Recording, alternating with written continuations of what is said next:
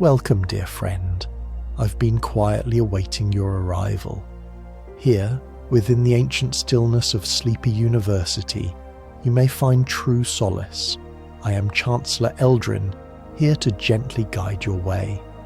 Now, I activate my balm of stars, a soft light to comfort your rest and ease your learning. Come, let us softly explore the vast wisdom that waits, where quiet calm brings clear understanding. Let's begin by stepping back in time to the Elizabethan era, a period in English history spanning roughly from 1558 to 1603, coinciding with the reign of Queen Elizabeth I.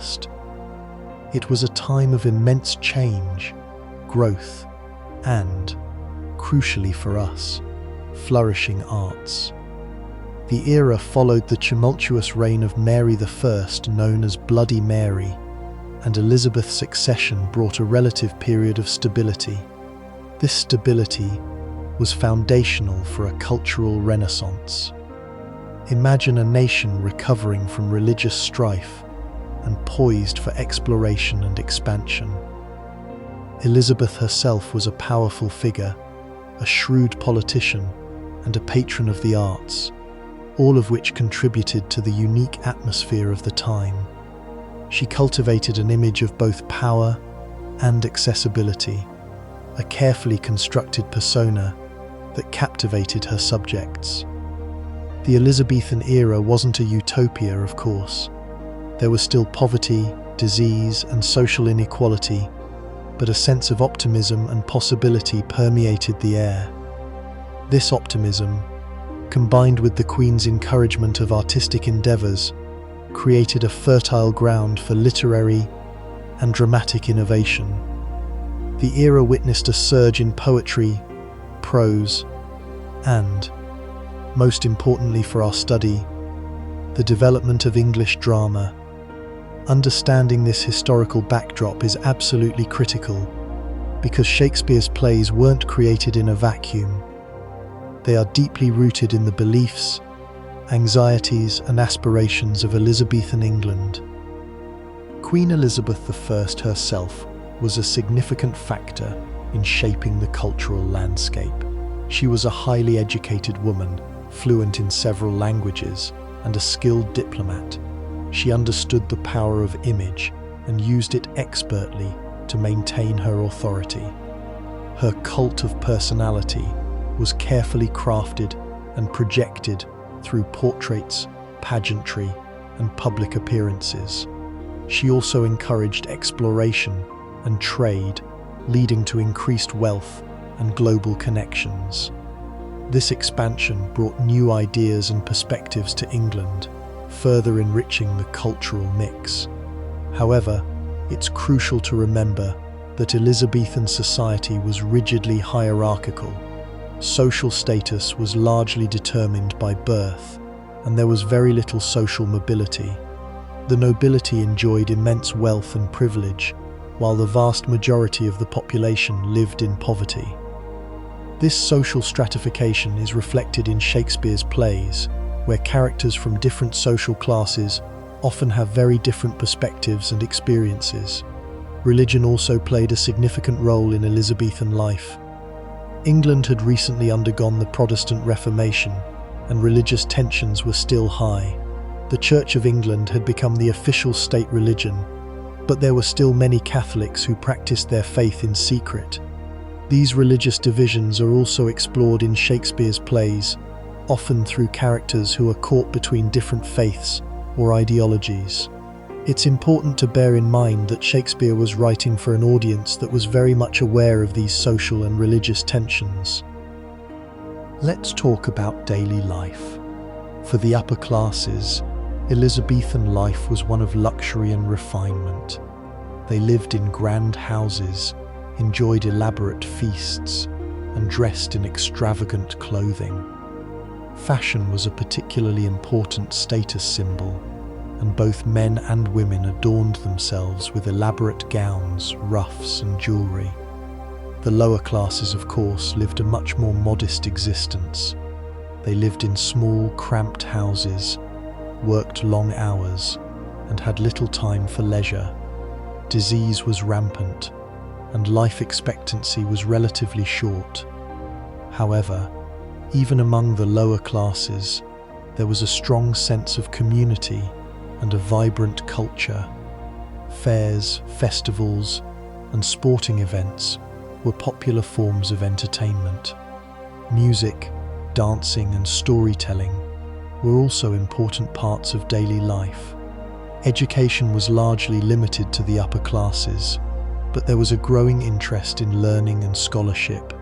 Universities like Oxford and Cambridge were flourishing, and new schools were being established. This growing emphasis on education contributed to the intellectual ferment of the era. It is important to remember that Shakespeare was writing for a diverse audience, encompassing people from all walks of life. His plays reflect this diversity, with characters and situations that would have resonated with people from different social backgrounds.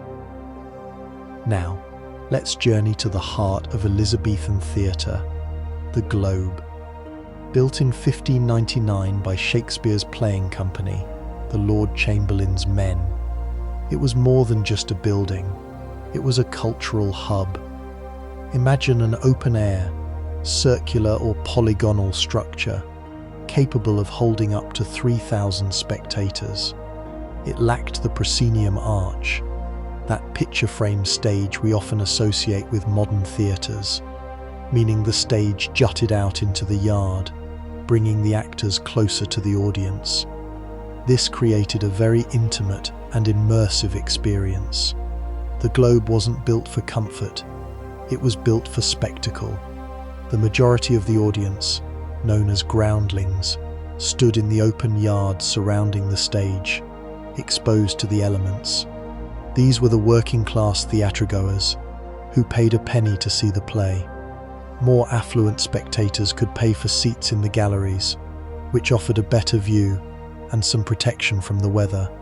The stage itself was relatively bare, with minimal scenery. Props were used to indicate changes in location, and costumes were used to create character. The emphasis was on the actors' skill in delivering their lines and creating a believable performance. The heavens, the roof over the stage, was painted with stars and planets, and could be used to create special effects, such as thunder and lightning. Let's consider the practicalities of staging a play at the Globe. The plays were typically performed during the daytime, as there was no artificial lighting. This meant that the actors had to rely on natural light and their own vocal projection to be heard. The plays were also relatively short, typically lasting around 2 to 3 hours. This was partly due to the limited daylight hours, and partly due to the fact that the groundlings were standing for the entire performance. The acting style was very different from what we're used to today. The actors used exaggerated gestures and vocal delivery to convey emotion and meaning. They also often spoke directly to the audience, breaking the fourth wall to create a sense of intimacy and connection. All roles, including female roles, were played by men. This was due to the social convention of the time, which prohibited women from appearing on stage. The male actors had to master the art of portraying female characters convincingly, using costumes, makeup, and vocal techniques to create a believable illusion. The use of music and sound effects was also an important part of the theatrical experience. Musicians would play instruments during the performance, and sound effects would be created using props and techniques like trumpets and drums. The world of Elizabethan stagecraft was inventive, relying heavily on imagination and suggestion. Because elaborate sets were impractical and costly, playwrights like Shakespeare used language to paint vivid pictures in the audience's minds. A line like "Now is the winter of our discontent" immediately conjures an image of a cold, bleak landscape. Props, though limited, played a crucial role. Swords and daggers were essential for action scenes. Letters were used to reveal plot twists, and goblets signified wealth and status. Costumes were particularly important, as they helped to define characters and create a visual spectacle. Richly coloured fabrics, elaborate embroidery, and carefully chosen accessories all contributed to the overall effect.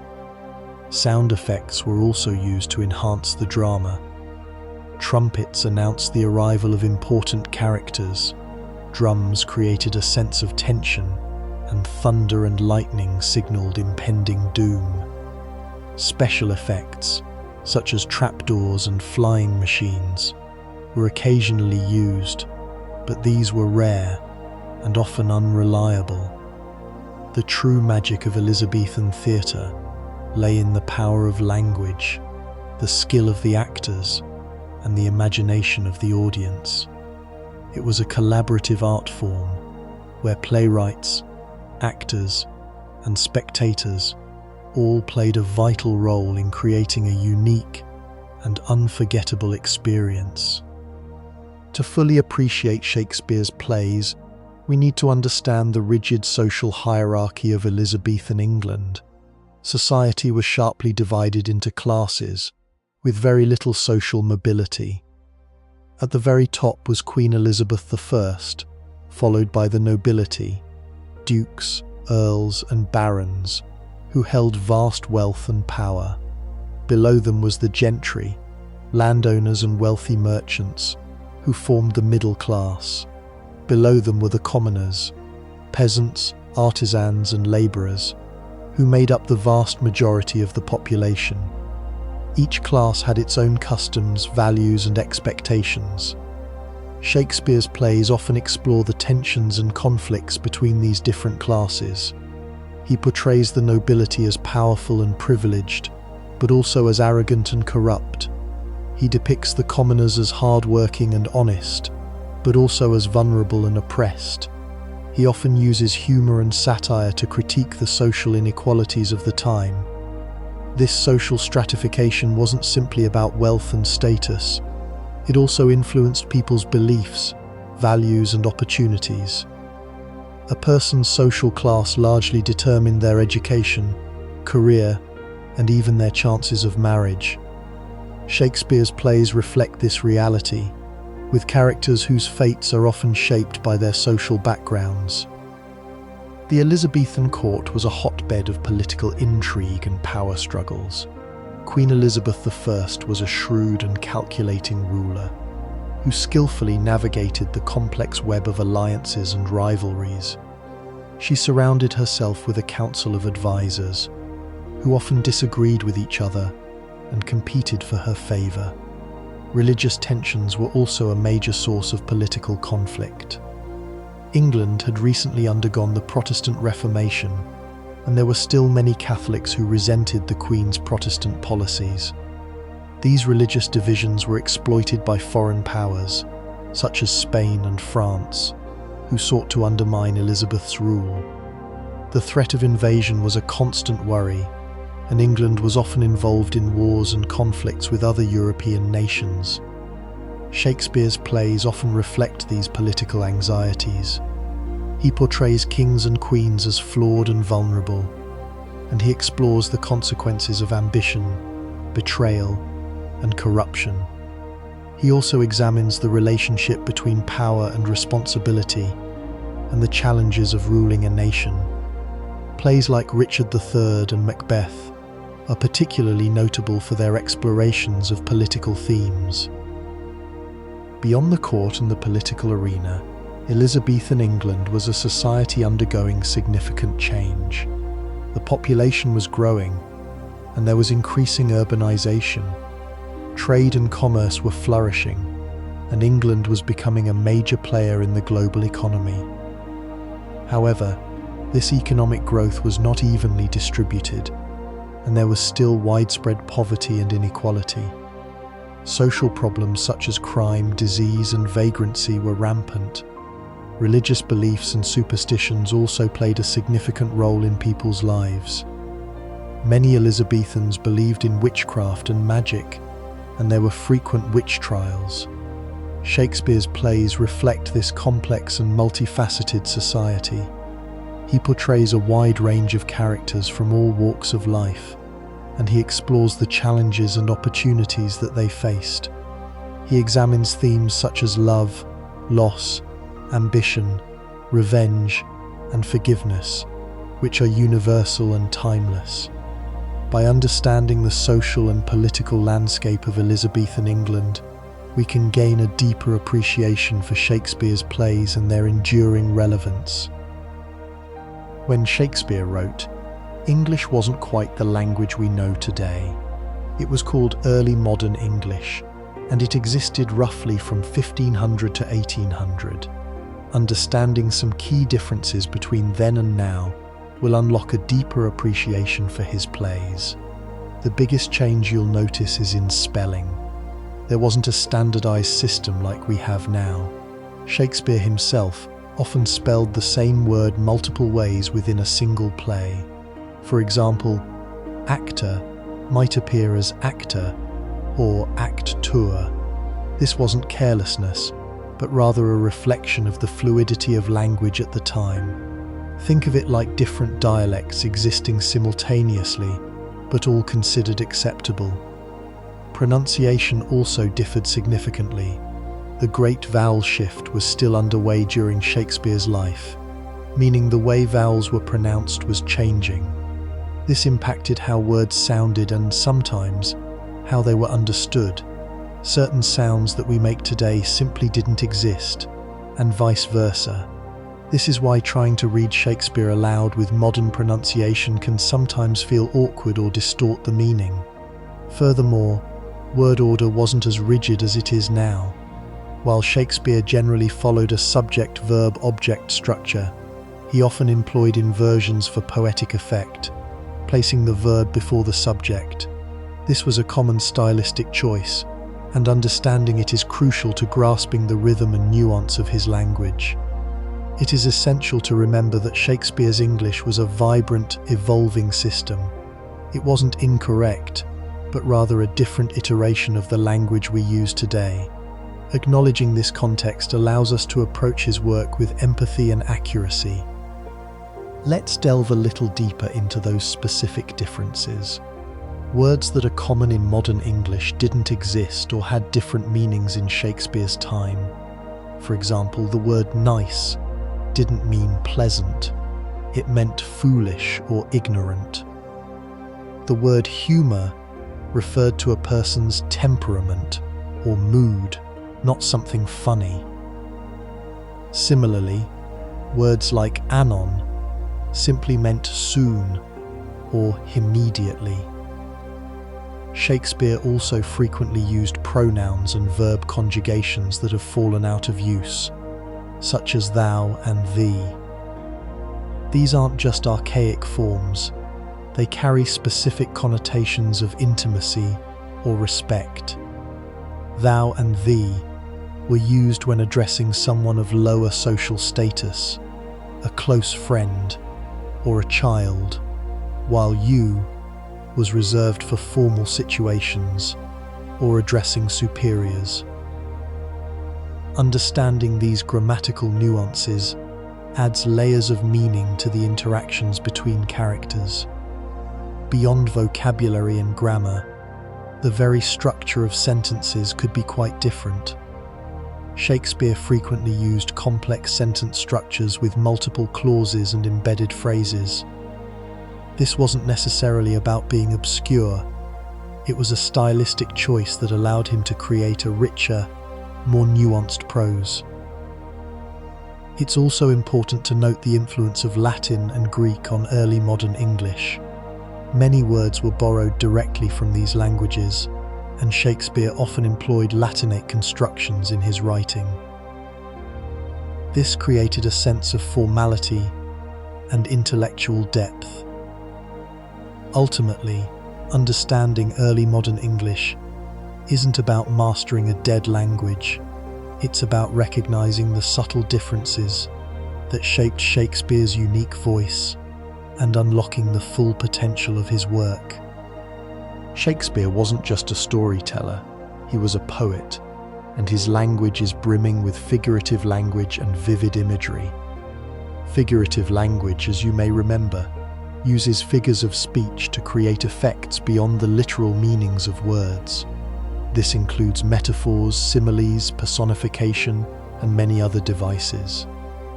Shakespeare employed these techniques masterfully to create layers of meaning, evoke strong emotions, and paint pictures in the minds of his audience. Let's start with metaphors. A metaphor is a direct comparison between two unlike things without using like or as. Shakespeare's metaphors are often extended, meaning they are developed over several lines, or even throughout an entire scene. This allows him to create complex and nuanced meanings. For example, in Macbeth, life is famously described as a brief candle. This isn't just a simple comparison, it suggests the fragility and transience of human existence. Similes, on the other hand, make comparisons using like or as. While they may seem simpler than metaphors, similes can be equally powerful. Shakespeare often used similes to emphasize the beauty, intensity, or horror of a particular scene. Personification, which is giving human qualities to inanimate objects or abstract ideas, is another common device. Shakespeare frequently personified nature, fate, and even emotions to create a sense of drama and conflict. Beyond these basic devices, Shakespeare also employed more complex figures of speech, such as synecdoche and metonymy.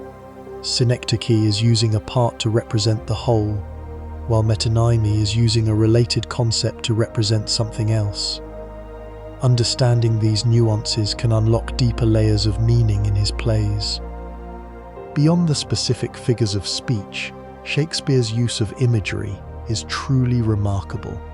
Imagery refers to the use of vivid and descriptive language to create mental images for the reader or audience. Shakespeare's imagery is often drawn from nature, mythology, and classical literature. He frequently used images of light and darkness, storms and calm seas, gardens and deserts, to symbolize different emotions, states of mind, and themes.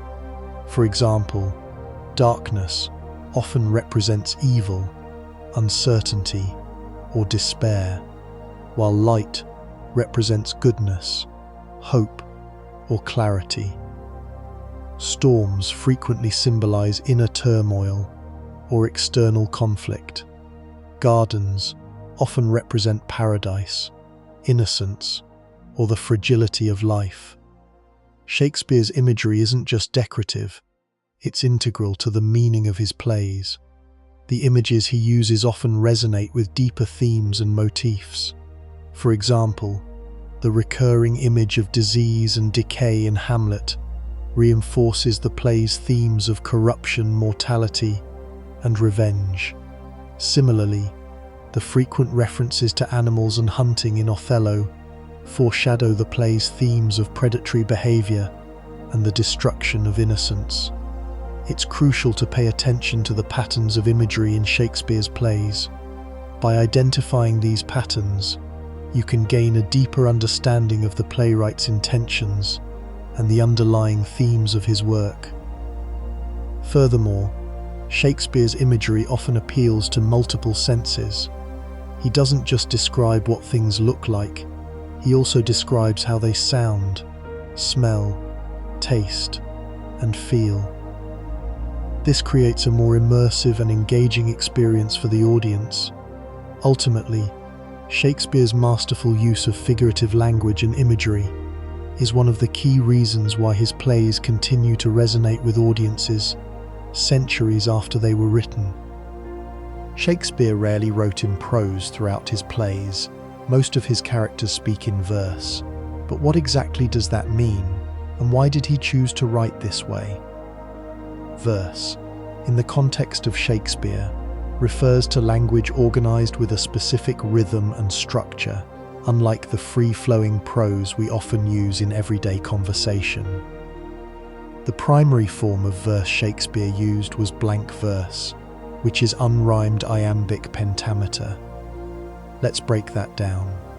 Iambics refers to an iamb, which is a metrical foot consisting of one unstressed syllable followed by one stressed syllable. Think of it as a gentle da-dum rhythm.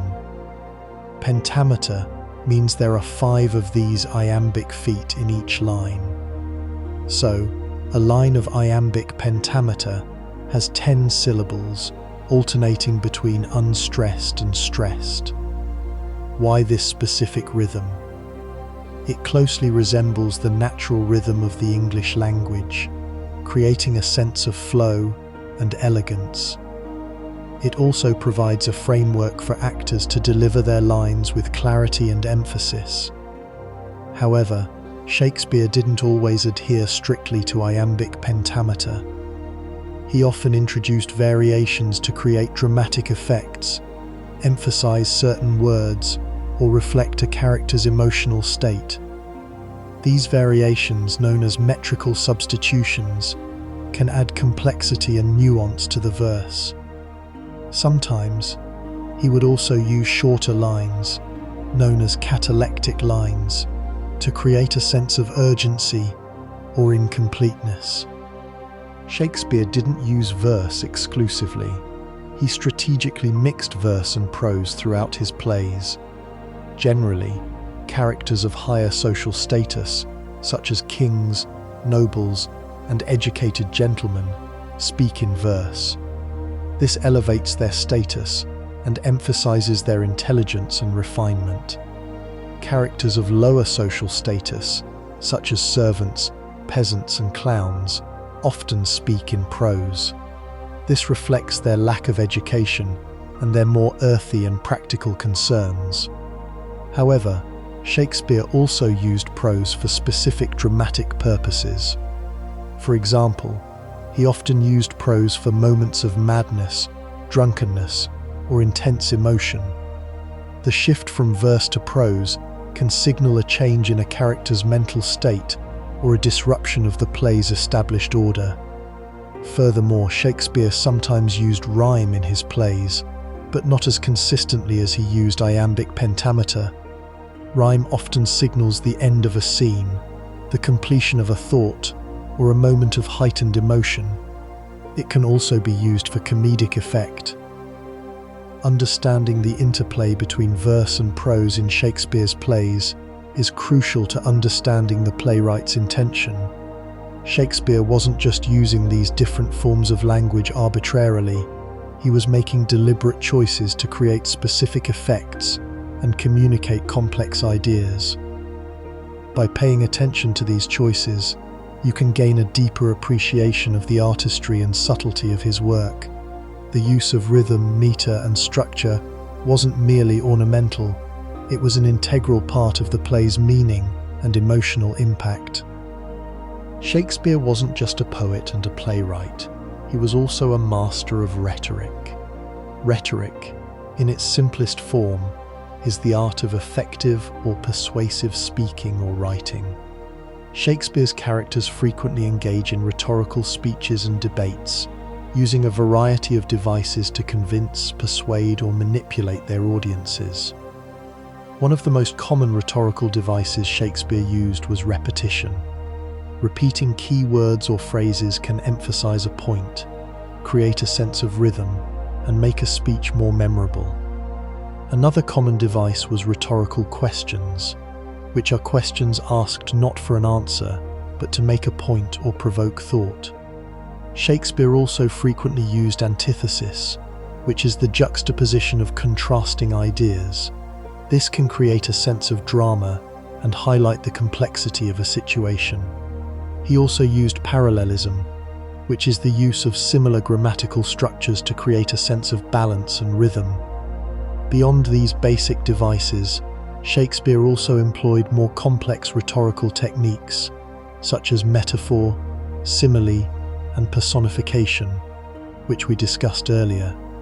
These figures of speech can add layers of meaning to a speech and make it more persuasive. Aristotle identified three primary modes of persuasion: ethos, pathos, and logos. Shakespeare's characters frequently employ all three of these modes in their speeches. Ethos refers to the credibility or authority of the speaker. A speaker who is perceived as trustworthy and knowledgeable is more likely to persuade their audience. Pathos refers to the emotional appeal of the speaker. A speaker who can evoke strong emotions in their audience is more likely to persuade them. Logos refers to the logical appeal of the speaker. A speaker who can present a clear and convincing argument is more likely to persuade their audience.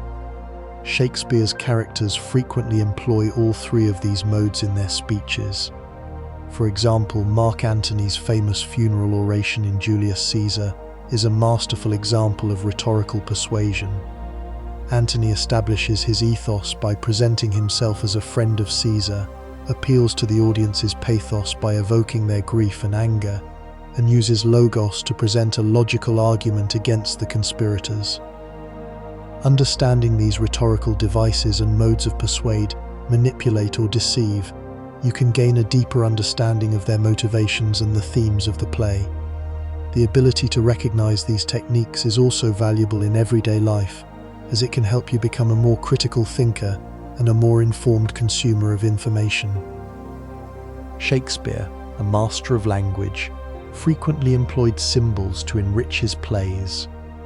A symbol, simply put, is something that represents something else, often an idea or a quality. It's not a straightforward equation, but a resonance. Think of a forest. In many of Shakespeare's works, a forest isn't just trees and undergrowth. It often represents a place of testing, of confusion, or of the unknown. It's where characters confront their inner demons or are presented with difficult choices. The Forest of Arden in As You Like It, for example, is a place of both exile and discovery. Characters lose their societal roles, but gain a deeper understanding of themselves. This isn't unique to forests, of course. Symbols are everywhere, subtly weaving themselves into the narrative fabric. Flowers, particularly roses, are incredibly common symbols. Red roses, of course, often signify love and passion, but their meaning is remarkably flexible. A fading rose can represent lost beauty or the ephemeral nature of life. In Hamlet, Ophelia distributes flowers, each carrying a specific meaning related to the characters and their fates. Rosemary for remembrance, pansies for thoughts. Shakespeare uses this floral language to provide a layered commentary on the play's events. It's important to remember that symbolic meaning wasn't fixed in Shakespeare's time. It was a shared cultural understanding, but interpretations could still vary. So, while a red rose generally meant love, the specific context always colors its meaning. Water, in its various forms, is another powerful symbol. Seas and oceans often represent chaos, the unknown, and the vastness of life. Storms naturally symbolize turmoil and conflict. Think of the tempest in The Tempest. It's not just a violent weather event, it's a catalyst for the play's central conflicts, mirroring the inner turmoil of Prospero and the disruption of the natural order. Rivers, on the other hand, can symbolize the passage of time or the journey of life. They carry us forward, sometimes gently, sometimes forcefully. And consider blood, a symbol of life, death, guilt, and sacrifice. Its appearance in Shakespeare is rarely accidental, often marking a pivotal moment of violence or moral reckoning. Remember though, symbols don't shout their meaning, they whisper it. We, as readers or viewers, must be attentive to the context and the interplay of imagery to uncover their hidden significance. Objects, too, can be potent symbols. Crowns naturally represent power and authority, but often with a hint of the burden or corruption that comes with it. In Macbeth, the crown becomes a symbol of Macbeth's consuming ambition and his descent into tyranny. Daggers, similarly, represent violence, betrayal, and the potential for harm. Letters and documents often symbolize secrets, deception, or the power of knowledge. Even clothing can carry symbolic weight. The costumes of characters can reveal their social status, their inner state, or their intentions. A disguise, for instance, immediately signals deception or a hidden agenda. These symbolic objects aren't simply props, they're active participants in the narrative, contributing to the play's overall meaning. Recognizing these recurring motifs is crucial to unlocking the deeper layers of Shakespeare's work. Now, let's move beyond individual symbols to allegory. Allegory is a narrative where characters, events, and settings represent abstract ideas or moral qualities. It's not about simply finding symbols within a story. It's about the story as a whole functioning as a metaphor. Think of it as a sustained symbol. Unlike a symbol which exists alongside the literal meaning, an allegory is the meaning. A good example, though not Shakespearean, is Pilgrim's Progress by John Bunyan. The entire journey of the protagonist represents the Christian journey to salvation. Identifying allegorical interpretations requires looking beyond the surface level of the narrative. We need to ask, what larger ideas might this story be trying to convey? What moral or political message could be embedded within the events and characters? One method for approaching allegorical interpretation is historical contextualization. Understanding the social, political, and religious beliefs of Shakespeare's time can shed light on potential allegorical readings. For instance, The Tempest has been interpreted as an allegory for the colonization of the Americas, with Prospero representing European powers and Caliban representing the indigenous populations. However, it's important to remember that allegorical interpretations aren't always definitive. Different scholars may offer conflicting readings, and there's often no single correct answer. The key is to provide textual evidence to support your interpretation and to acknowledge the possibility of alternative readings.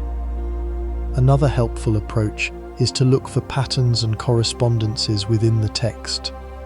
Recurring motifs, symbolic parallels, and character archetypes can all suggest allegorical layers.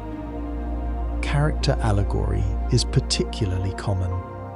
Often, characters aren't simply individuals.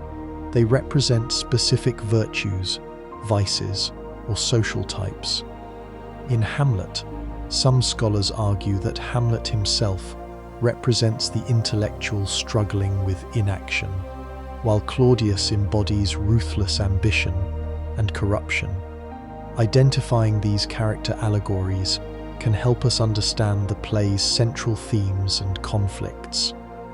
However, it's crucial to avoid reducing characters to mere representations of abstract ideas.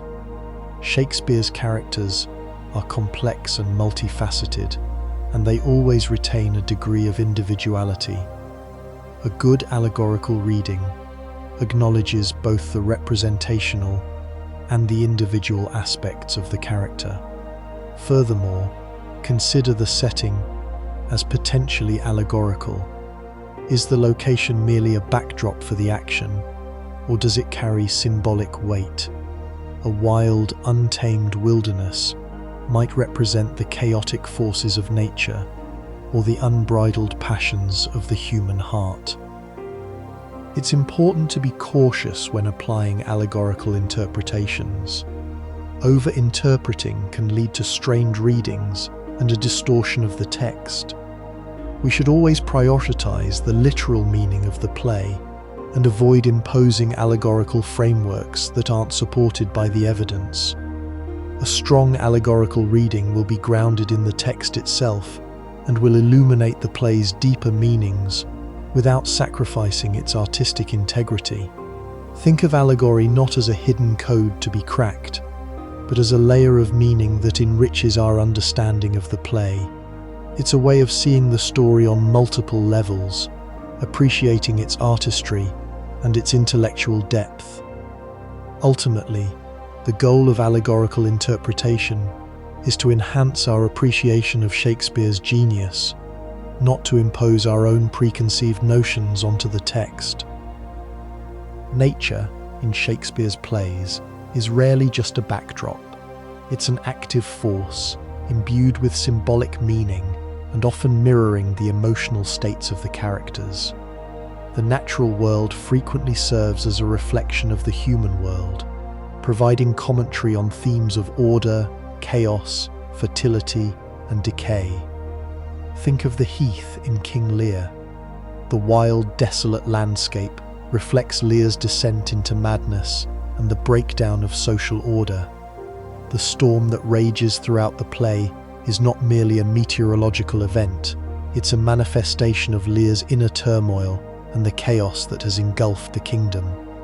Shakespeare frequently uses imagery of gardens and forests to represent contrasting states of being. Gardens, often carefully cultivated and controlled, symbolize order, civilization, and the human attempt to impose structure on the natural world.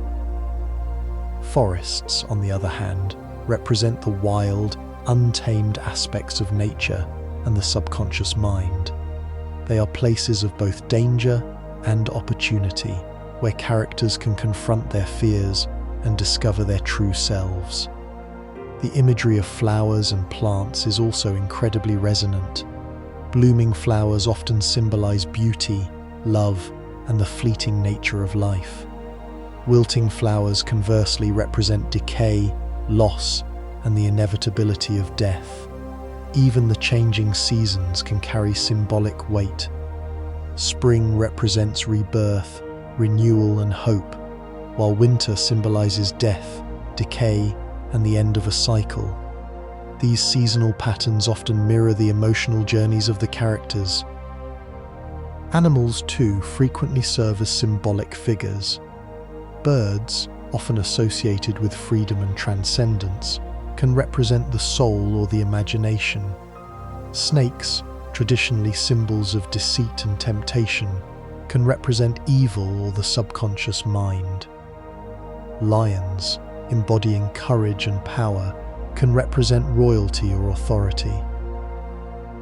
These animal symbols are not arbitrary. They draw upon a rich tradition of folklore and mythology. Shakespeare skillfully employs these traditional associations to enrich the symbolic resonance of his plays. Furthermore, the weather itself often carries symbolic weight.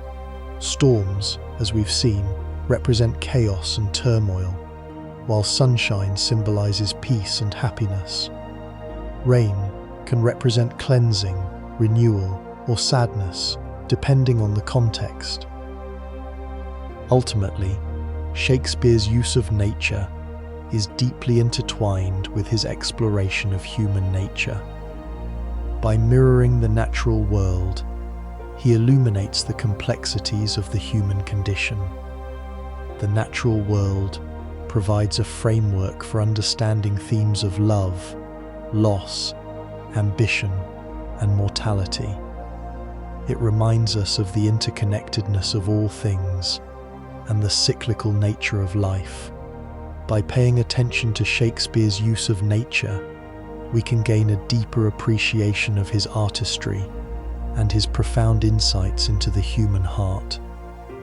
So, the next time you're reading or watching a Shakespearean play, take a moment to consider the role of nature. What is it reflecting? What is it symbolizing? You might be surprised by what you discover. Hamlet's central driving force, of course, is revenge, but it's rarely presented as a simple, righteous pursuit. Shakespeare immediately complicates things. The ghost demands revenge for a heinous crime, murder, but the ghost itself is an apparition, a potentially unreliable narrator. Is what it says entirely true? This initial ambiguity is crucial. It forces us, the audience, to question the very foundations of Hamlet's quest. Revenge tragedies were popular in Shakespeare's time, but he's not simply delivering one, he's dissecting the morality of it.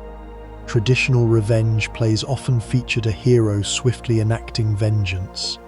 Hamlet, however, delays.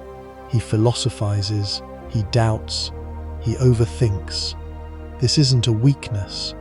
It's a deliberate exploration of the psychological toll of seeking retribution. The play asks, at what cost does one achieve justice? And is the justice itself worth the price? We see this cost escalating throughout the play as Hamlet's quest for vengeance ensnares more and more innocent people in its web. The moral ambiguity extends beyond Hamlet's internal struggles. Consider Claudius, the villain. He's undeniably guilty of a terrible crime, yet Shakespeare doesn't paint him as a one-dimensional monster. We see moments of genuine remorse, as evidenced by his attempted prayer scene. He acknowledges his sin, but even then, he's more concerned with maintaining his power than achieving true repentance. This layered portrayal doesn't excuse his actions, but it complicates our understanding of evil. It suggests that even the most wicked individuals are capable of complex emotions and internal conflict. Furthermore, Hamlet's own actions aren't always morally sound. His feigned madness, while strategically useful, leads to the suffering of Ophelia and Polonius. His rash killing of Polonius, believing him to be Claudius, is a prime example of how the pursuit of revenge can lead to unintended consequences. Shakespeare demonstrates that revenge is rarely clean or just. It inevitably involves collateral damage and moral compromises. He masterfully shows how the line between victim and perpetrator can become blurred. The play consistently juxtaposes the desire for revenge with considerations of mortality and the afterlife. Hamlet's famous "to be or not to be" soliloquy isn't just about suicide. It's a meditation on the unknown that awaits us after death. He questions whether enduring the hardships of life is preferable to facing the uncertainties of the afterlife. This contemplation fundamentally alters the stakes of his revenge quest. If death is a possibility that looms over everyone, then is earthly justice truly meaningful? The play implies that the pursuit of revenge, even if successful, can't undo the ultimate tragedy of human existence, mortality. The ghost's insistence on revenge also introduces a cyclical element. The ghost demands Hamlet avenge his death, thus perpetuating a cycle of violence. It's as if the ghost is unable to find peace until Hamlet carries out his duty. This raises the question, does revenge truly resolve anything, or does it simply create more suffering and perpetuate a never-ending cycle of retribution? Shakespeare seems to suggest that breaking this cycle requires a different approach, one that prioritizes forgiveness, reconciliation, and understanding. Shakespeare's portrayal of madness in Hamlet is remarkably nuanced. It's not simply a matter of a character losing their mind. Hamlet's antic disposition is a deliberate act, a performance designed to confuse his enemies and allow him to investigate Claudius's guilt. But the line between performance and genuine mental instability becomes increasingly blurred. As Hamlet delves deeper into his quest for revenge, he becomes more erratic, more unpredictable, and more emotionally volatile. It's difficult to determine how much of his behavior is calculated and how much is driven by genuine psychological distress. This ambiguity is central to the play's psychological depth. Shakespeare wasn't interested in simply depicting madness as a medical condition. He was exploring the complex interplay between internal emotions, external pressures, and the performance of identity. The play raises questions about the nature of sanity itself. What does it mean to be sane in a world filled with deception, betrayal, and violence? Hamlet's madness can be seen as a response to the trauma he has experienced: the death of his father, his mother's hasty marriage, and the revelation of his uncle's treachery. Ophelia's madness, in contrast to Hamlet's, is presented as a genuine descent into mental instability. She is a victim of circumstance, caught between the conflicting demands of her father, her brother, and Hamlet. When Polonius is killed, and Hamlet rejects her affections, she is completely shattered. Her madness is expressed through fragmented speech, disjointed thoughts, and symbolic gestures.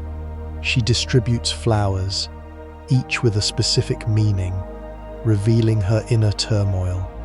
Ophelia's madness can be interpreted as a form of protest against the patriarchal society that has oppressed her. She is denied agency and control over her own life, and her madness is a desperate attempt to reclaim some semblance of autonomy. While Hamlet's madness is often characterized by intelligence and wit, Ophelia's is characterized by vulnerability and despair. Both characters demonstrate the devastating effects of trauma and the fragility of the human mind. Shakespeare masterfully contrasts their experiences, highlighting the different ways in which individuals respond to adversity. Consider also the subtle madness within Claudius, his guilt manifesting as paranoia and sleeplessness. This isn't a dramatic outburst, but a slow corrosion of the soul. The play explores the idea that madness can be a form of truth-telling. Those who are considered mad are often freed from the constraints of social norms and expectations, allowing them to speak more honestly and directly. Hamlet's feigned madness allows him to say things that he would never be able to say if he were acting normally. He can challenge authority, question motives, and expose hypocrisy without fear of reprisal. Similarly, Ophelia's madness allows her to express her true feelings about the world around her. Her fragmented speech and symbolic gestures reveal a deeper understanding of the human condition than many of the sane characters possess. Shakespeare suggests that sanity itself is often a performance, a way of conforming to social expectations. Those who are considered mad are often those who refuse to play the game. This raises questions about the nature of reality and the limits of human perception. The play challenges us to reconsider our assumptions about sanity and madness, and to recognize the validity of different perspectives. It suggests that the line between the two is often blurred, and that both can be sources of wisdom and insight. The court of Denmark in Hamlet is a hotbed of political intrigue and corruption. Claudius's rise to power is illegitimate, achieved through fratricide and a hasty marriage. His reign is characterized by deceit, espionage, and a constant fear of being overthrown. He employs spies, Rosencrantz and Guildenstern, Polonius, to monitor Hamlet's behavior and uncover any potential threats. This atmosphere of distrust permeates the entire court, creating a sense of paranoia and instability. The play demonstrates how power can corrupt even the most well-intentioned individuals. Claudius, despite his initial charm and charisma, is ultimately driven by self-preservation and a desire to maintain his control. He is willing to sacrifice anything, even his own soul, to achieve his goals. The play also exposes the hypocrisy of the ruling class. They pay lip service to honor and morality, but their actions are often motivated by greed and ambition. Polonius, for example, is a master of manipulation and self-deception. He claims to be concerned with the welfare of the state, but his primary concern is his own reputation and social standing. The state of Denmark itself can be seen as a metaphor for a diseased body. The ghost's description of the murder of old Hamlet, poisoned in his sleep, suggests a corruption that has spread throughout the entire kingdom. The play hints at a larger political context, with references to Fortinbras of Norway and the ongoing conflict over disputed territory. This external threat adds to the sense of instability and foreshadows the potential for further violence. The play also explores the relationship between power and knowledge. Those who control information, like Polonius and Claudius, are able to manipulate events and maintain their control. Hamlet's quest for truth is not only a personal journey, but also a political one. He seeks to expose the corruption at the heart of the Danish court and restore order to the kingdom. However, his pursuit of truth is hampered by the pervasive atmosphere of deceit and manipulation. He struggles to discern fact from fiction, and his attempts to uncover the truth are often met with resistance and obstruction.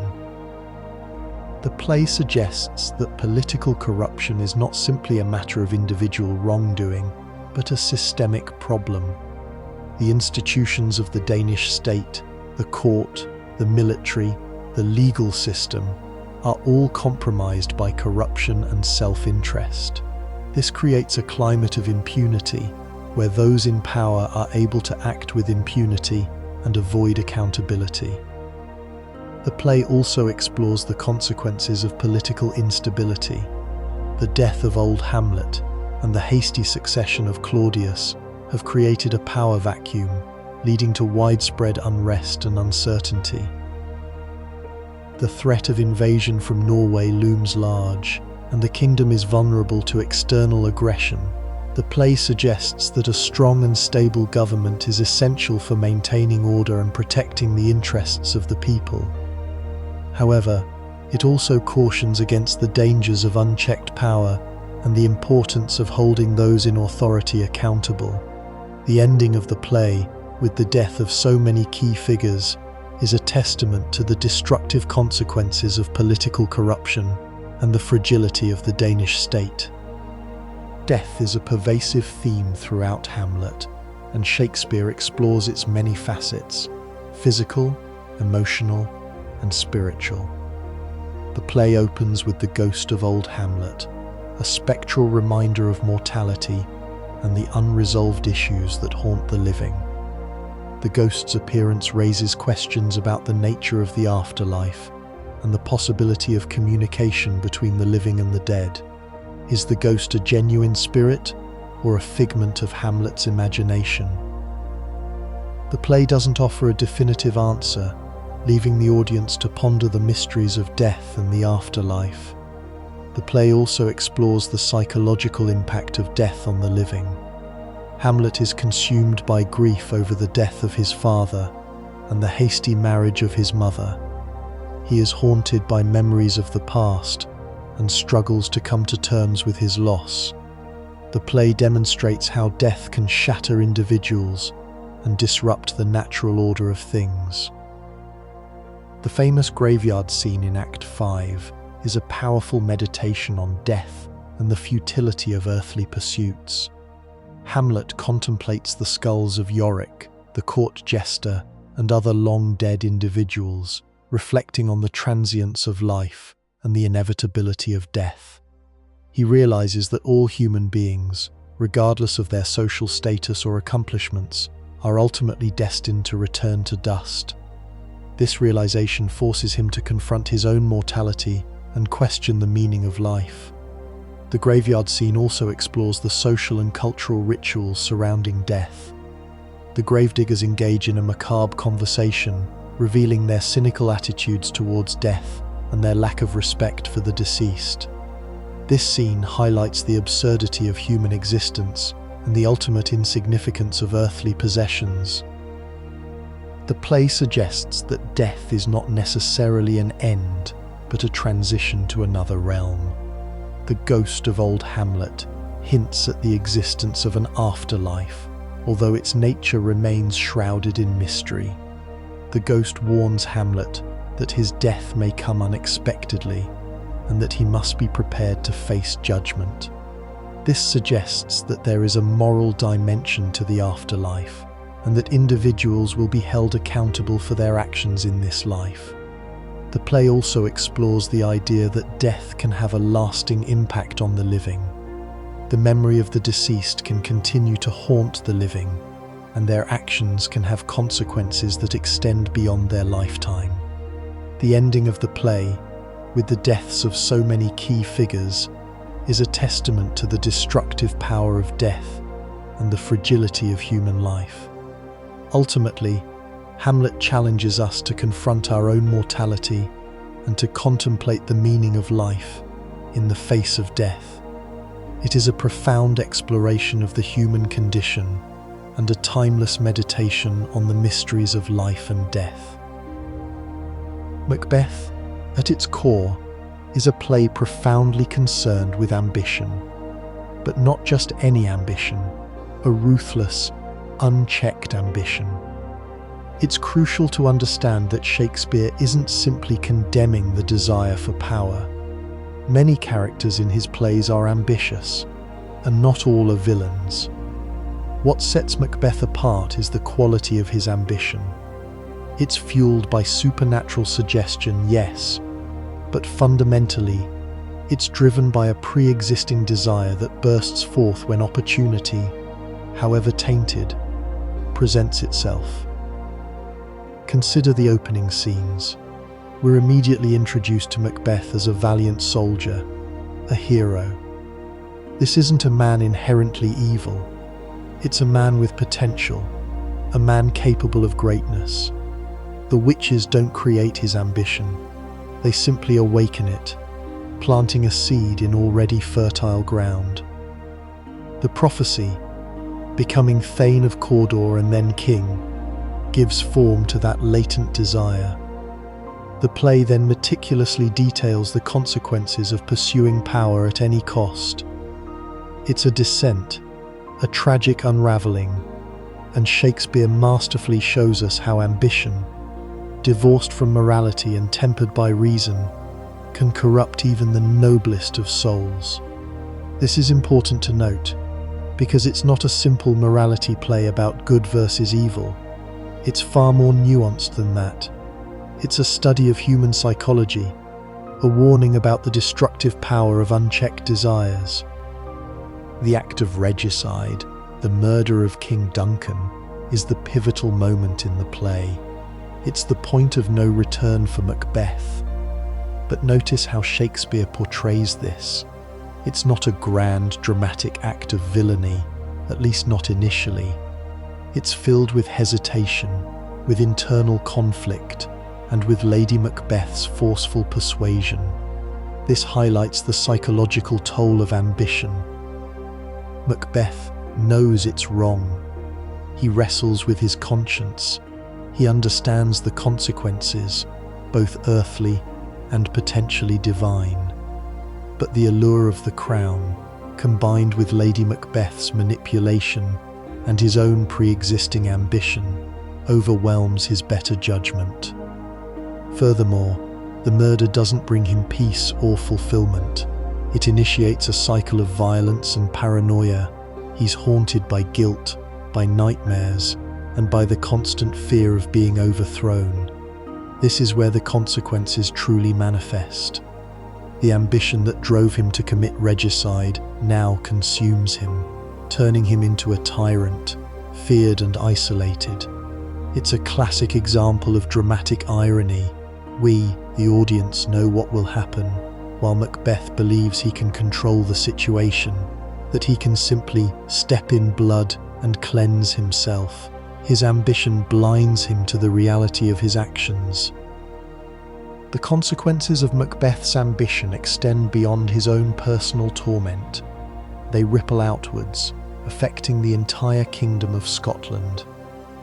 Shakespeare depicts a land descending into chaos, plagued by violence, tyranny, and injustice. The rightful heir Malcolm is forced into exile, and loyal subjects live in fear. The play subtly explores the idea of the great chain of being, a hierarchical order believed to govern the universe. By disrupting this order through regicide, Macbeth unleashes forces of chaos and disorder. The natural world itself seems to reflect this disruption. We see storms, unnatural occurrences, and a general sense of unease. This is not merely atmospheric, it's symbolic of the moral and political decay of the kingdom. The play illustrates that unchecked ambition isn't just a personal failing, it's a threat to the entire social fabric. A good leader should govern with justice, compassion, and a concern for the welfare of his people. Macbeth, consumed by his own desires, demonstrates the opposite, leading to the suffering and destruction of those he is supposed to protect. This is a crucial element of the play's enduring relevance. It speaks to the dangers of unchecked power and the importance of ethical leadership. Shakespeare's portrayal of witchcraft in Macbeth is deeply rooted in the beliefs of his time. The early 17th century was an era of widespread superstition, and witchcraft was taken very seriously. King James I, the reigning monarch when Macbeth was written, was himself fascinated by witchcraft, and even wrote a book on the subject. The witches in the play aren't simply fantastical creatures. They represent a genuine fear and anxiety that existed in society. They are depicted as ambiguous figures, neither entirely evil nor entirely benevolent. They speak in riddles and paradoxes, deliberately obscuring their true intentions. This ambiguity is crucial. It's not entirely clear whether they are actively manipulating events or simply responding to Macbeth's existing desires. They function as catalysts, stirring up the dark impulses that already lie within him. It's also important to consider the cultural context. Witchcraft was often associated with marginalized groups, particularly women. The witches in the play can be seen as a reflection of this societal fear and distrust of those who deviated from the norm. The spells and incantations used by the witches are deliberately unsettling and evocative. The famous line, "Double, double toil and trouble, fire burn, and cauldron bubble minue," is a perfect example. The repetition and rhyme scheme create a hypnotic effect, drawing the audience into the witch's dark world. The ingredients used in their spells, things like eye of newt and toe of frog, are grotesque and macabre, adding to the sense of unease. These aren't just random ingredients, they are symbolic of decay, corruption, and the darker aspects of nature. Shakespeare uses this imagery to create a sense of atmosphere and foreshadow the horrors to come. Furthermore, the witch's ability to foresee the future, or at least to appear to do so, is a source of both fascination and dread. Their prophecies are deliberately ambiguous, open to multiple interpretations. This ambiguity allows them to manipulate Macbeth and Lady Macbeth, leading them down a path of destruction. The witches aren't simply predicting the future, they're actively shaping it through their words and actions. The supernatural elements in Macbeth extend beyond the witches themselves. We see visions, apparitions, and other strange occurrences that contribute to the play's overall sense of unease. The most famous example is the appearance of Banquo's ghost at the banquet. This is not simply a hallucination, it's a manifestation of Macbeth's guilt and paranoia. The ghost serves as a constant reminder of his crime and the consequences of his ambition. It also highlights the psychological torment that Macbeth is enduring. The supernatural elements aren't merely decorative, they are integral to the play's themes. They represent the forces of chaos and disorder that Macbeth has unleashed by disrupting the natural order. they also serve as a commentary on the power of guilt and the fragility of the human psyche. Shakespeare uses these elements to create a sense of ambiguity and uncertainty, leaving the audience to question the nature of reality and the boundaries between the natural and the supernatural. It's this ambiguity that makes Macbeth such a haunting and enduring work of literature. Macbeth's descent into tyranny is not simply a matter of political ambition, it's also a psychological unraveling. From the moment he commits regicide, he is haunted by guilt and tormented by his conscience. This guilt manifests in a variety of ways: sleeplessness, nightmares, hallucinations, and a growing sense of paranoia. He becomes increasingly isolated, unable to trust anyone. The famous dagger soliloquy is a powerful example of his psychological turmoil. He sees a vision of a dagger floating before him, leading him towards Duncan's chamber. This is not simply a literal vision, it's a metaphor for his own internal conflict. The dagger represents his ambition, his desire for power, and the moral implications of his actions.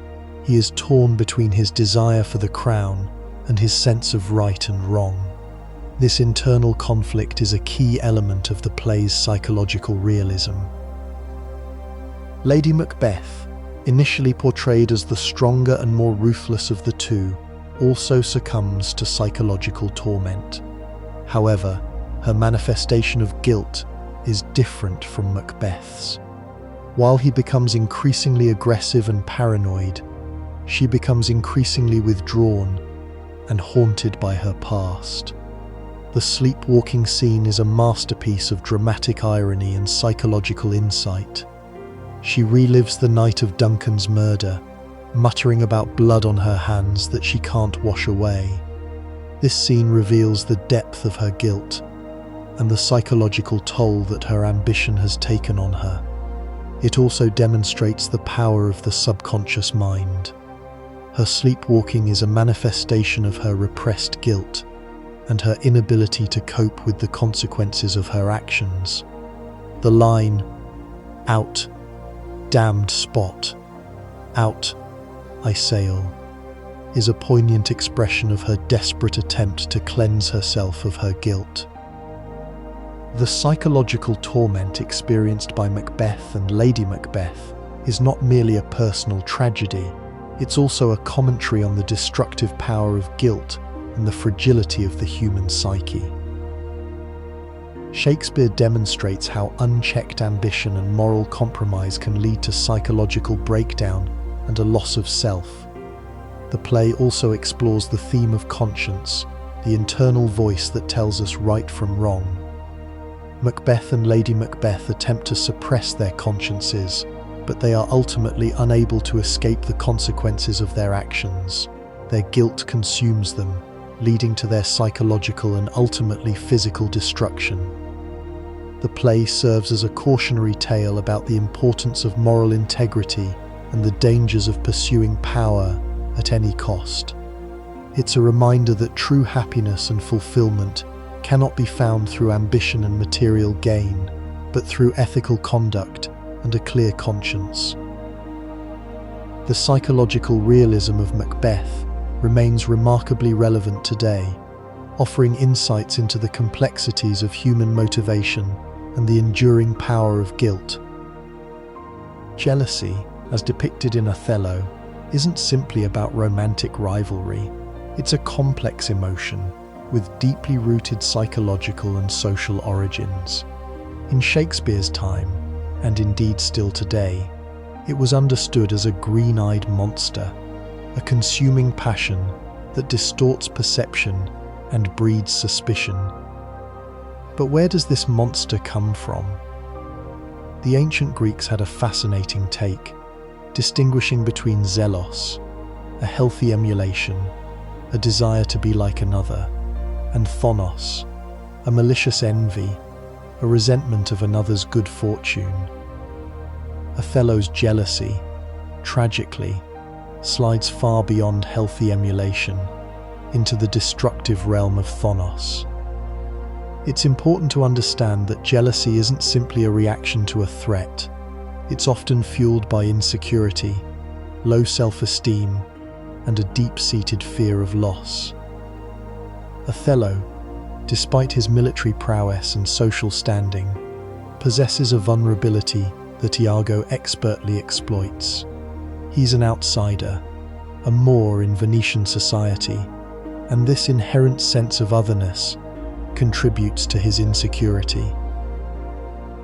Consider the concept of status anxiety, a term coined by Alain de Botton.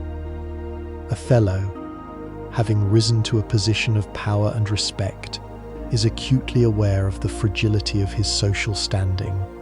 He fears losing his reputation, his position, and most importantly, Desdemona's love.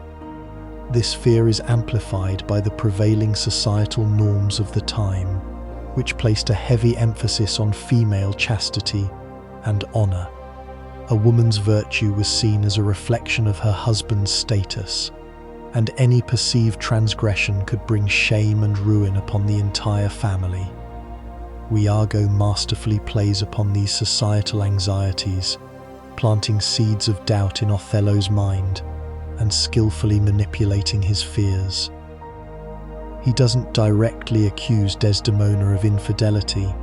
Instead, he offers subtle suggestions, ambiguous hints, and carefully crafted scenarios that allow Othello's own insecurities to do the work. Think of it as psychological priming. Iago sets the stage, and Othello's own vulnerabilities fill in the rest.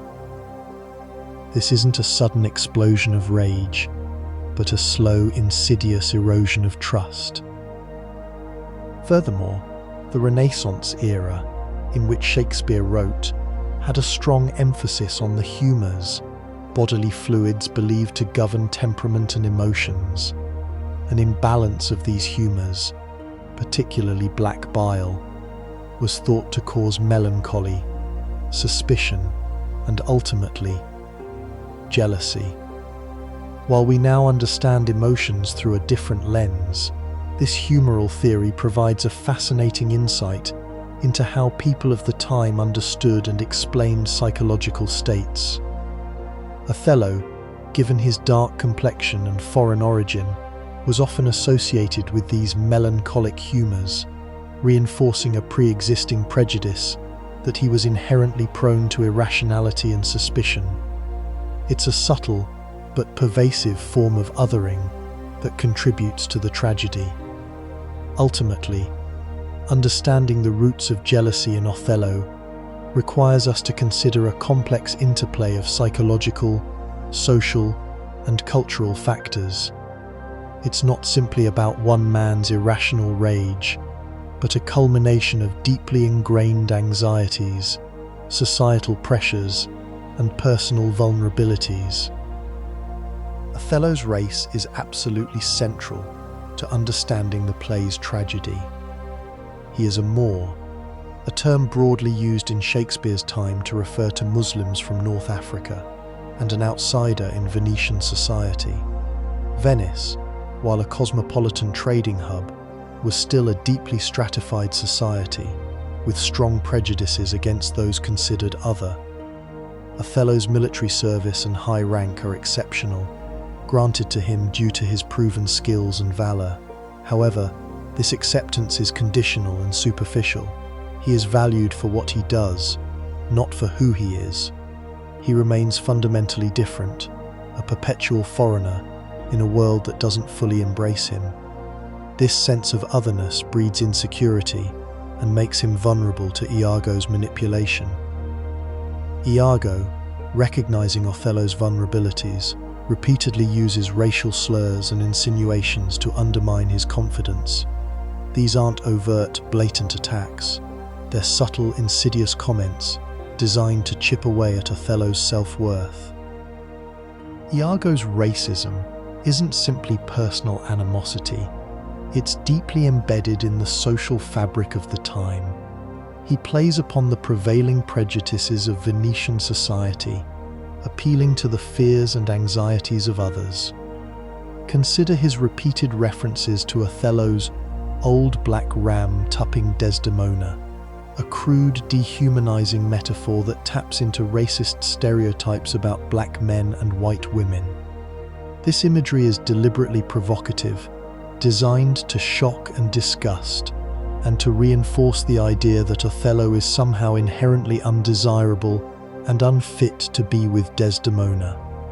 Furthermore, the very act of Desdemona marrying Othello is seen as a transgression against social norms. It's a mixing of races that challenges the established order and threatens the purity of Venetian lineage.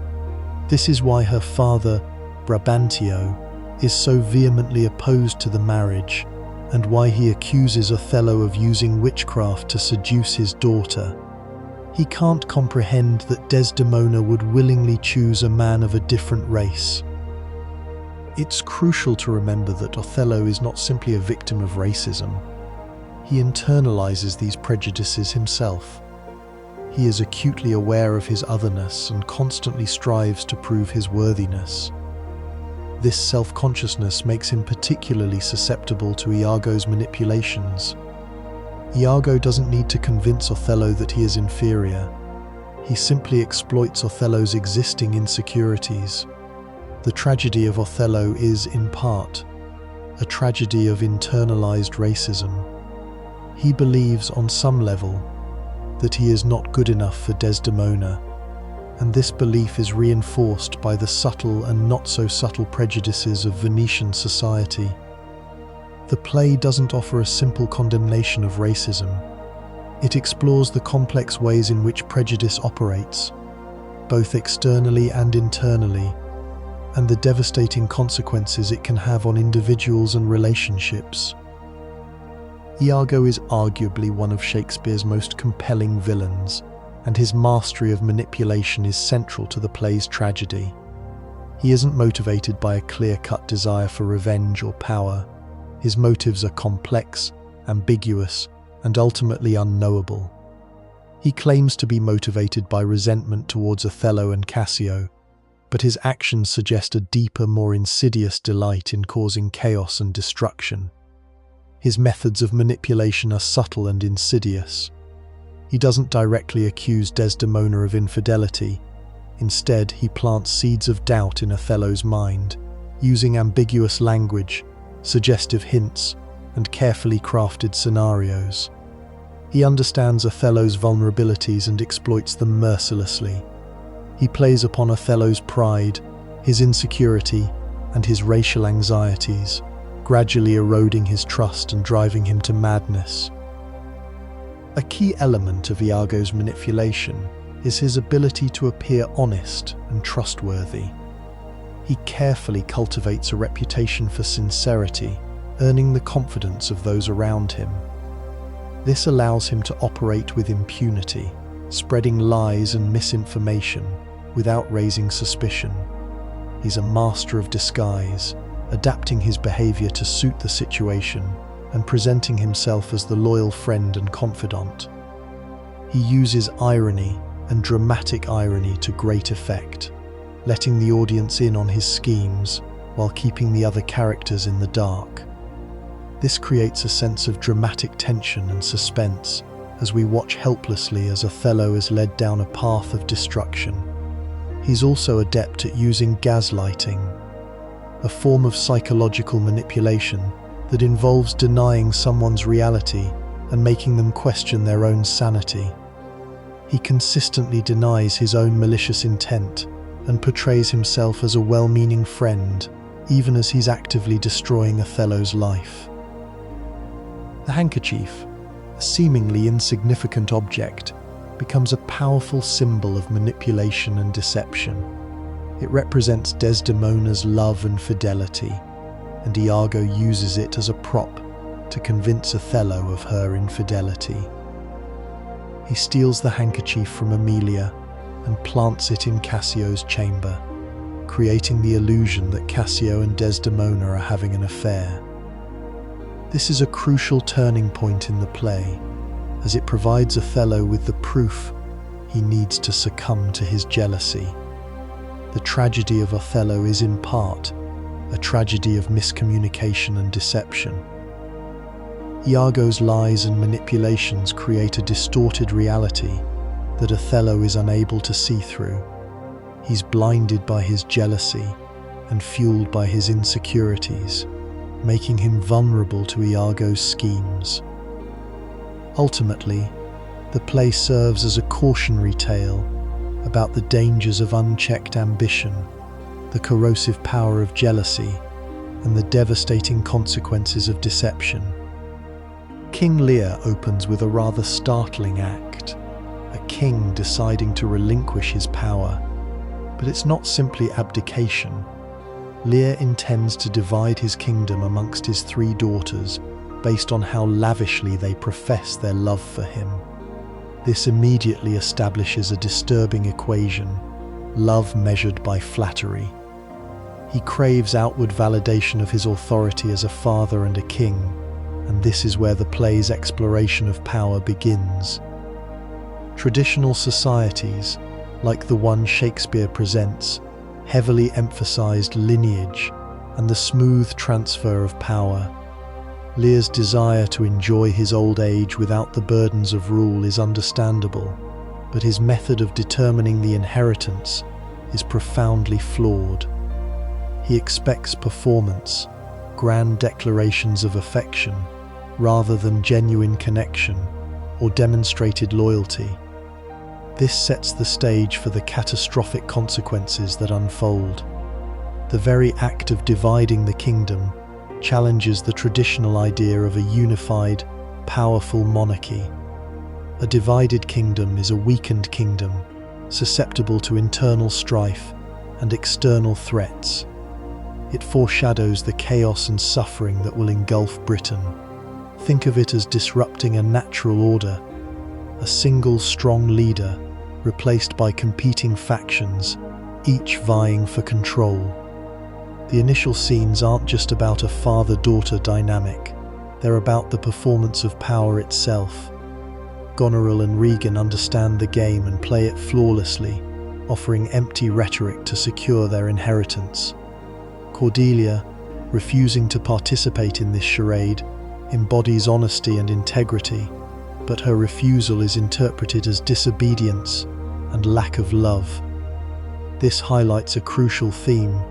The play questions what constitutes genuine affection and loyalty versus manipulative displays of subservience. The disinheritance of Cordelia is a pivotal moment. It's not just a familial betrayal, but a disruption of the natural order. In Shakespearean worldview, the king was seen as a microcosm of the universe, and his actions were believed to have cosmic consequences. Disowning a virtuous daughter, especially one who represents truth and justice, destabilizes the kingdom and invites chaos. Lear's reliance on outward displays of affection blinds him to genuine character. He prioritizes flattery over integrity, demonstrating a fundamental flaw in his judgment. This is a cautionary tale about the dangers of ego and the importance of discerning true motives. As Lear descends into madness and is cast out into the storm, he begins to understand the consequences of his actions. He realizes that he has been a foolish king and a negligent father. The storm itself can be interpreted as a reflection of Lear's internal turmoil, as well as a symbol of the chaos he has unleashed upon the kingdom. The natural world responds to his folly, mirroring the disruption he has caused in the human world. The shifting allegiances of Goneril and Regan further illustrate the fragility of power and the dangers of unchecked ambition. They quickly reveal their true colors, abusing their newfound authority and trampling on the rights of others. Their actions demonstrate that power corrupts, and that those who seek it solely for selfish gain are ultimately destructive forces. Lear's descent into madness is arguably the most poignant and harrowing aspect of the play. It's not a sudden collapse, but a gradual erosion of his identity and sanity. stripped of his power, betrayed by his daughters, and exposed to the elements, Lear loses his sense of self. He begins to question everything he has believed in, including the nature of justice, morality, and the human condition. His famous lines during the storm, "Blow, winds, and crack your cheeks," "rage," "blow," are not simply expressions of anger, but desperate attempts to find meaning in a world that seems to have abandoned him. He rages against the injustice of his fate, but also against the inherent cruelty of existence. His madness allows him to see through the illusions of society and to confront the uncomfortable truths about human nature. He recognizes the suffering of others, particularly those who are marginalized and oppressed. This newfound empathy is a direct result of his own suffering, and it marks a significant transformation in his character. It's a painful process, but it ultimately leads him to a deeper understanding of himself and the world around him. The Fool, a seemingly simple character, serves as Lear's conscience and provides him with uncomfortable truths, disguised as jokes and riddles. He is the only one who dares to speak honestly to the king, and his presence highlights the absurdity and hypocrisy of the court. The loss of identity extends beyond Lear himself. Characters like Gloucester also experience a similar disintegration of self. Blind and betrayed by his son Edmund, Gloucester loses his sight and consequently his sense of purpose and direction. He is forced to confront his own failings as a father and to recognize the consequences of his choices. His journey mirrors Lear's in many ways, and both men are reduced to a state of vulnerability and dependence. The blinding of Gloucester is a particularly brutal act, symbolizing the corruption and cruelty that permeate the kingdom. It also serves as a metaphor for the loss of truth and justice. The motif of sight and blindness is prevalent throughout the play, highlighting the importance of perception and the dangers of deception. Those who can see may be blind to the truth, while those who are physically blind may possess a deeper understanding of reality. The play challenges us to question our own perceptions and to consider the possibility that what we see is not always what is real. The descent into madness and the loss of identity are not simply individual tragedies, they are reflections of the broader societal decay that is taking place. The kingdom is crumbling, and with it, the values and beliefs that once held it together. The concept of justice in King Lear is profoundly unsettling. The play doesn't offer easy answers or neat resolutions. Instead, it presents a world where suffering seems arbitrary, and where the righteous often fall victim to the cruelty of fate. Characters like Cordelia, who embodies honesty and integrity, suffer immensely, while those who are motivated by greed and ambition often prosper. This challenges the traditional notion of divine justice, suggesting that the universe is not necessarily governed by a moral order. The suffering of Lear and Gloucester, while tragic, serves a purpose. It forces them to confront their own failings and to develop a greater understanding of the human condition. Their suffering also exposes the injustices of the world and prompts us to question the values and beliefs that we hold dear. However, the play doesn't offer a clear path to redemption. While Lear and Gloucester undergo significant transformations, their suffering doesn't necessarily lead to a happy ending. The tragedy lies in the fact that even those who learn from their mistakes are ultimately unable to escape the consequences of their actions. The play suggests that suffering is an inherent part of the human experience, and that even in the face of adversity, we must strive to maintain our humanity. The ending of King Lear is notoriously bleak. The deaths of Cordelia, Lear, and Gloucester leave the audience with a sense of profound loss and despair. However, even in the midst of tragedy, there are glimmers of hope. The final scene suggests that Lear and Cordelia are reunited in death, suggesting a spiritual redemption. The play also hints at the possibility of a renewed order, with Albany and Edgar taking on the responsibility of rebuilding the kingdom.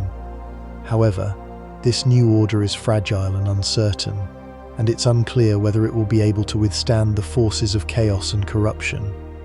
The play doesn't offer a simple solution to the problem of suffering, but it does suggest that even in the darkest of times, there is still room for compassion, empathy, and hope.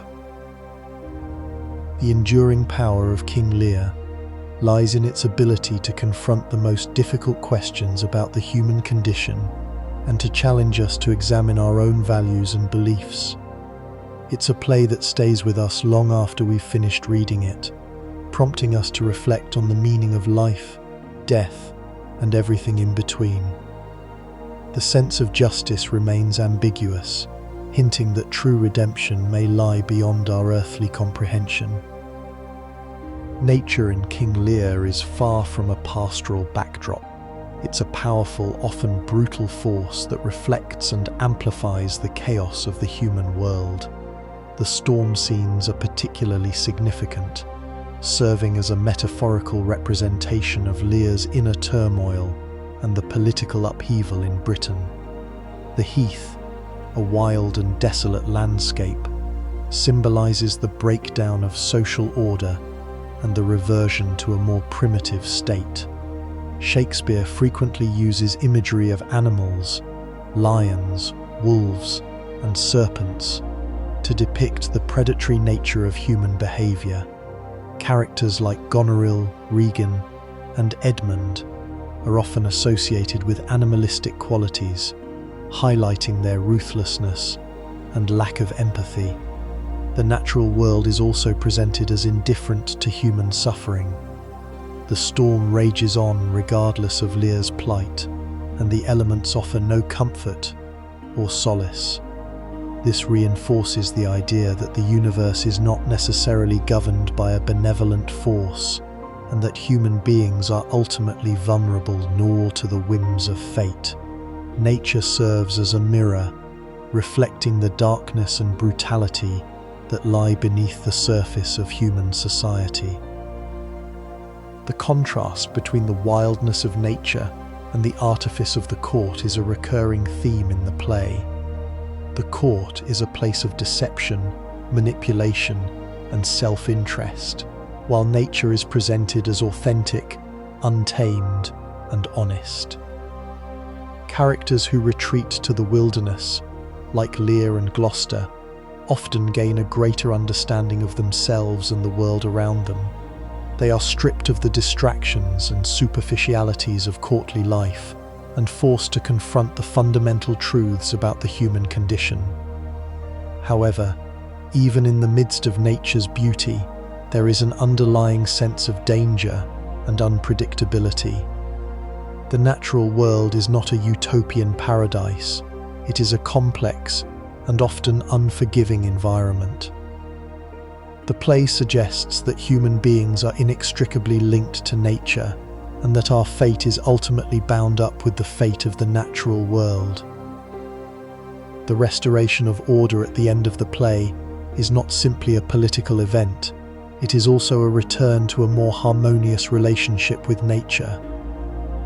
While the scars of the past remain, there is a glimmer of hope that a new era of peace and prosperity is possible. The enduring power of King Lear lies in its ability to remind us of our place in the natural world and to challenge us to live in harmony with the forces of nature. Ultimately, it emphasizes that the human condition is defined by our inherent connection to the natural world. Let's explore the structure of a Shakespearean sonnet. It's a highly formalized poem, meaning it follows very specific rules. Primarily, it's 14 lines long. This isn't accidental. The number itself carries weight, suggesting completeness and perfection. Each line is written in iambic pentameter. Now that sounds intimidating, but it's simply a rhythm. Iambic refers to an iamb, which is an unstressed syllable followed by a stressed syllable. Think of it like a heartbeat. Da-dum, da-dum. Pentameter means there are 5 of these psalmiambs per line, giving it a particular flowing cadence. Mastering this rhythm was crucial for Shakespeare, as it allowed him to create a musicality that enhanced the meaning of his words. It's not merely how something is said, but how it sounds, that contributes to the overall effect. Beyond the rhythm, the rhyme scheme is equally important. Shakespearean sonnets follow what's called an English or Elizabethan rhyme scheme. It's structured as A-B-A-B, C-D-C-D, E-F-E-F, G-G. Let's break that down. The first line rhymes with the third, the second with the fourth, and so on, forming alternating rhymes. Then, you have a second quatrain with its own rhyme scheme, and a third. Finally, the poem concludes with a rhyming couplet, 2 lines that rhyme, which typically offers a resolution or twist to the ideas presented. This structure isn't arbitrary. The quatrains explore different facets of a central idea, building complexity, and the couplet offers a concise, impactful conclusion. The rhyme scheme isn't just aesthetic. It reinforces the connections between ideas and creates a sense of closure. Within the structure, we also find something called the volta, or turn. This is a shift in thought, emotion, or argument that usually occurs around the beginning of the third quatrain, or sometimes in the couplet. It's where the poem takes a new direction, offering a contrasting perspective or a resolution to the conflict presented earlier. Identifying the volta is crucial for understanding the poem's argument. Think of it like a plot twist in a story. It's not necessarily a complete reversal, but a subtle change in emphasis that alters the meaning. The volta often introduces a qualification, a counter-argument, or a new insight. It's what keeps the poem from being merely descriptive and elevates it to the level of argument. Love, unsurprisingly, is a dominant theme in Shakespeare's sonnets. However, it's not always the straightforward, romantic love we might expect. The early sonnets, often referred to as the procreation sonnets, urge the fair youth, the beloved, to marry and have children, so that his beauty might be preserved through future generations. This isn't just about physical beauty, it's about preserving virtue and goodness. Shakespeare fears that beauty, like all things, is transient and will inevitably fade with time. The act of procreation is seen as a way to defy time and mortality, to ensure that beauty lives on in offspring. It's a somewhat pragmatic view of love, focused on legacy and continuation. The sonnets frequently explore the connection between beauty and decay. Shakespeare often contrasts the youthful radiance of the fair youth with the ravages of time. He uses metaphors of seasons, flowers, and precious metals to illustrate this contrast. A blooming rose, for example, represents the peak of beauty, but it is also a reminder that beauty is fleeting. The sonnets acknowledge that all things are subject to change and deterioration, and this awareness lends a certain poignancy to the expressions of love. It's not just about celebrating beauty, but about lamenting its impermanence. This creates a sense of urgency and a desire to capture and preserve beauty before it vanishes. Shakespeare also delves into the subjective nature of beauty. He suggests that beauty is not simply an objective quality, but is perceived and interpreted through the eyes of the beholder. He often contrasts the inner beauty of the beloved with the superficial appearance of others. This emphasis on inner virtue suggests that true beauty is not merely physical, but is rooted in moral character. The sonnets also explore the power of love to transform perception, to make the beloved appear even more beautiful than they are.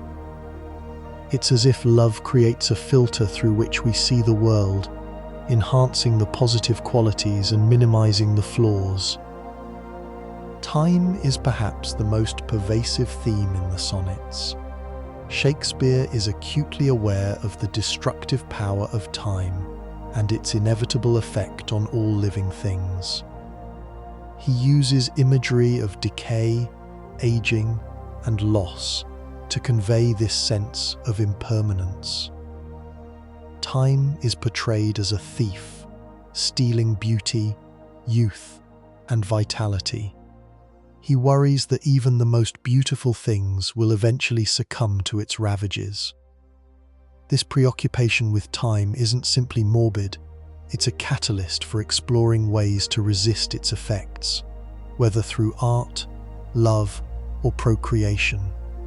It's about finding meaning and purpose in the face of mortality. Closely related to time is the theme of mortality. Shakespeare recognizes that death is an inescapable part of the human condition. He explores the fear of oblivion, the anxiety of being forgotten after death. However, he also suggests that it is possible to achieve a kind of immortality through legacy. The sonnets themselves are a testament to this belief. They are an attempt to preserve beauty, love, and truth for future generations. He hopes that his words will live on long after he is gone, ensuring that his voice continues to be heard. This desire for remembrance is a powerful motivator behind his writing. The act of writing the sonnets is itself presented as a way to defy time. Shakespeare believes that art has the power to transcend mortality, to preserve beauty and truth for eternity. By capturing the likeness of the beloved in verse, he hopes to create a lasting monument to their beauty and virtue. The sonnets are not merely descriptions of beauty, they are attempts to immortalize it. He suggests that art can provide a kind of refuge from the ravages of time, a place where beauty can endure. This belief in the power of art is a central theme in the sonnets, and a testament to Shakespeare's enduring legacy. Shakespeare's comedies aren't just about silly jokes and happy endings.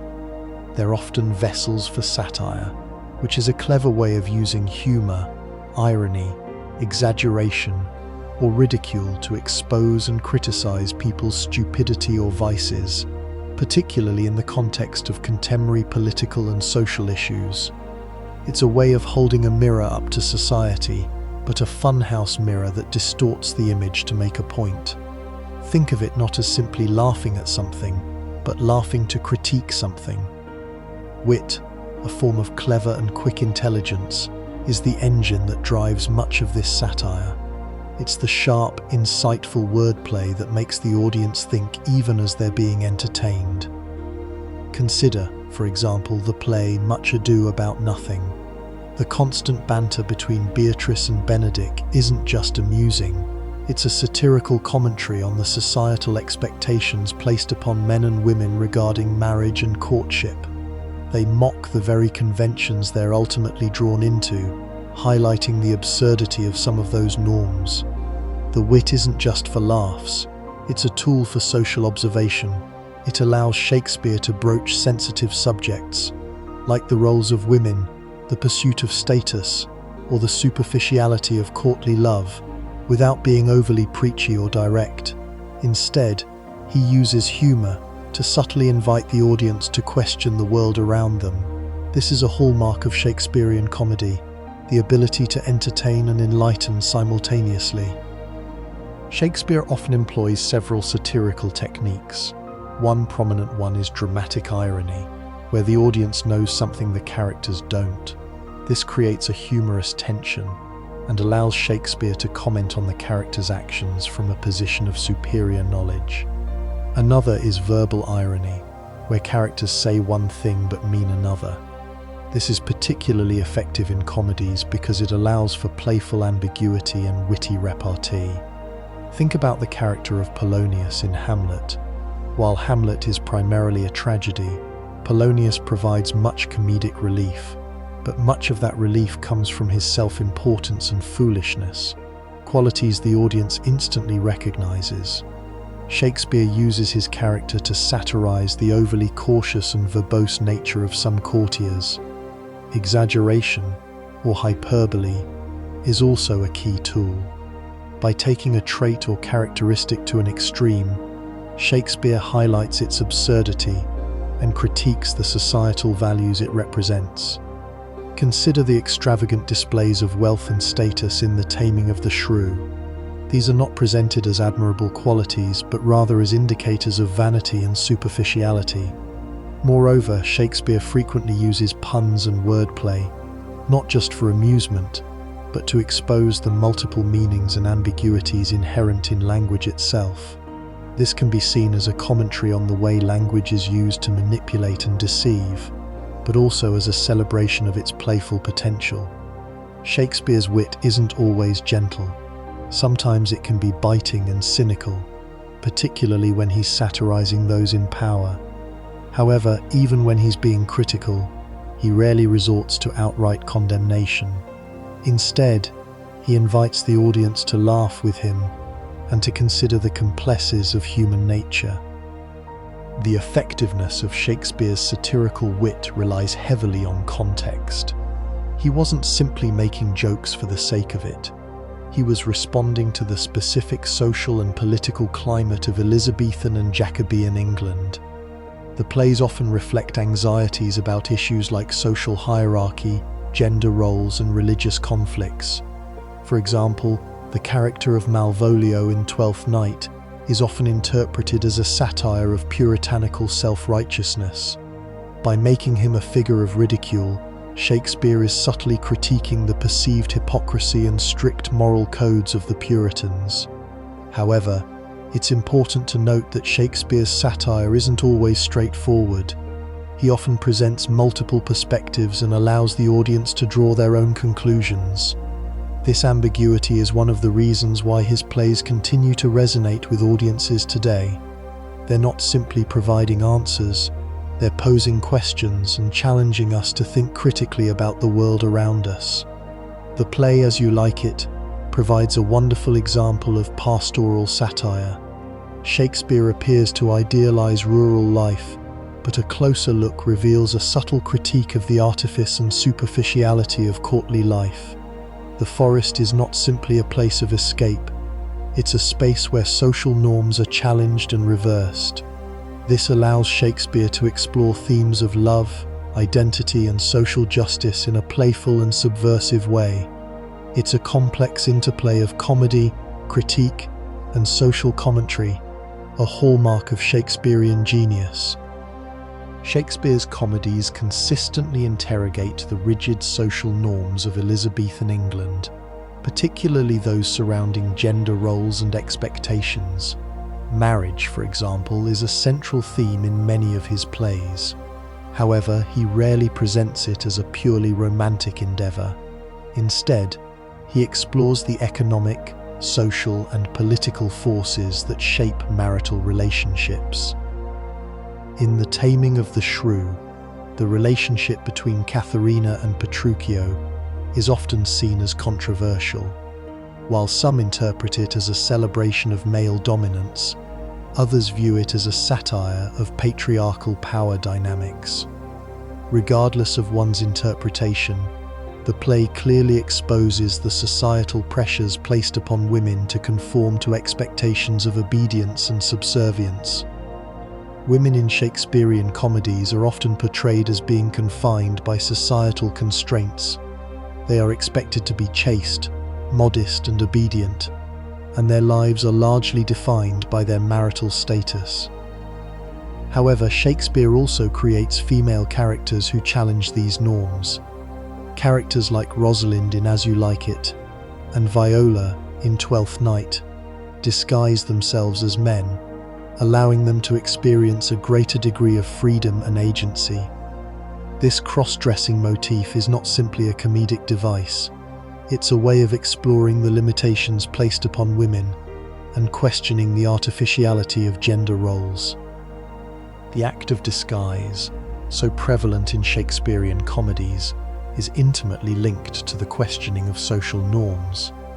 When characters conceal their identities, they are able to transgress societal boundaries and challenge expectations. Viola and Sebastian in Twelfth Night are able to navigate the male-dominated world of Illyria because they are perceived as men. This allows them to experience a degree of freedom and agency that would otherwise be denied to them. Similarly, Rosalind in As You Like It uses her disguise as Ganymede to test the affections of Orlando and to assert her own desires. These disguises are not simply a means of deception. They are a way of exposing the absurdity of social conventions and challenging the limitations placed upon individuals. Moreover, Shakespeare often uses comedy to subvert traditional gender roles. In The Merry Wives of Windsor, the male characters are often portrayed as foolish and gullible, while the female characters are clever and resourceful. This reversal of expectations is not simply a matter of amusement. It's a way of questioning the patriarchal assumptions that underlie Elizabethan society.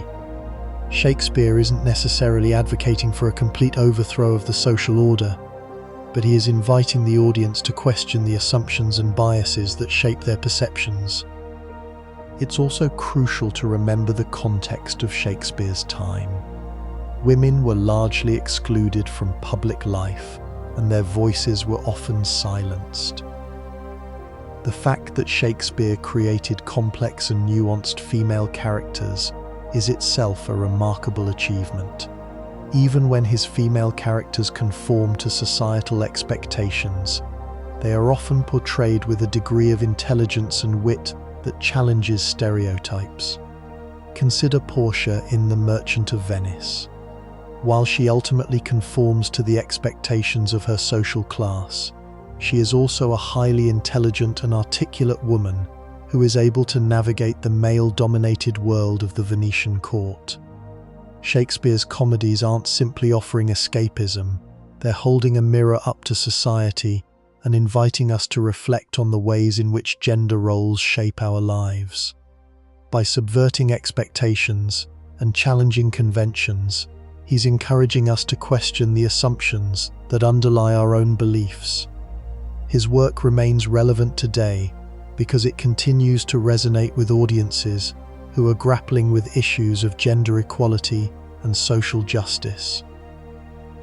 It's a testament to Shakespeare's genius that his plays continue to provoke thought and inspire debate centuries after they were written. Shakespeare's comedies are deeply concerned with the dynamics of class and power. Elizabethan society was rigidly hierarchical, with a clear distinction between the nobility, the gentry, and the commoners. Shakespeare's plays reflect this social stratification, and he often uses comedy to expose the abuses of power and the inequalities of wealth. Characters from different social classes often come into conflict, and these conflicts are frequently used to satirize the pretensions and hypocrisies of the upper classes. In Much Ado About Nothing, the contrast between the aristocratic world of Leonato and the more pragmatic world of Dogberry and Verges highlights the different values and perspectives of the various social classes. Dogberry and Verges, as members of the Watch, represent the commoners, and their bumbling attempts to maintain order serve as a humorous commentary on the incompetence of the ruling class. The play reveals that even the lower classes are aware of the pretenses of those in power, even if they lack the means to challenge them directly. The constant play on language and misunderstanding underscores the disconnect between the different social groups. Shakespeare often uses the device of disguise to explore the dynamics of class and power. Characters who disguise themselves as members of a different social class are able to experience the world from a different perspective and to challenge the established order. In As You Like It, Rosalind disguises herself as Ganymede, a young man, allowing her to interact with Orlando and other characters without being constrained by the expectations placed upon women. This disguise also allows her to observe the behavior of the nobility from a different perspective and to critique their pretensions. The forest, as a space outside of the conventional social order, becomes a place where hierarchies are temporarily suspended and where individuals are judged on their merits rather than their social status. Moreover, Shakespeare frequently uses comedy to expose the hypocrisy of those in power. Characters who claim to be virtuous and honourable are often revealed to be corrupt and self-serving. This is particularly evident in The Merry Wives of Windsor, where Falstaff, a knight who pretends to be a man of honour, is repeatedly humiliated by the wit and resourcefulness of the two wives. The exploration of class and power dynamics isn't simply a matter of comedic entertainment. It's a reflection of the social anxieties of Elizabethan England.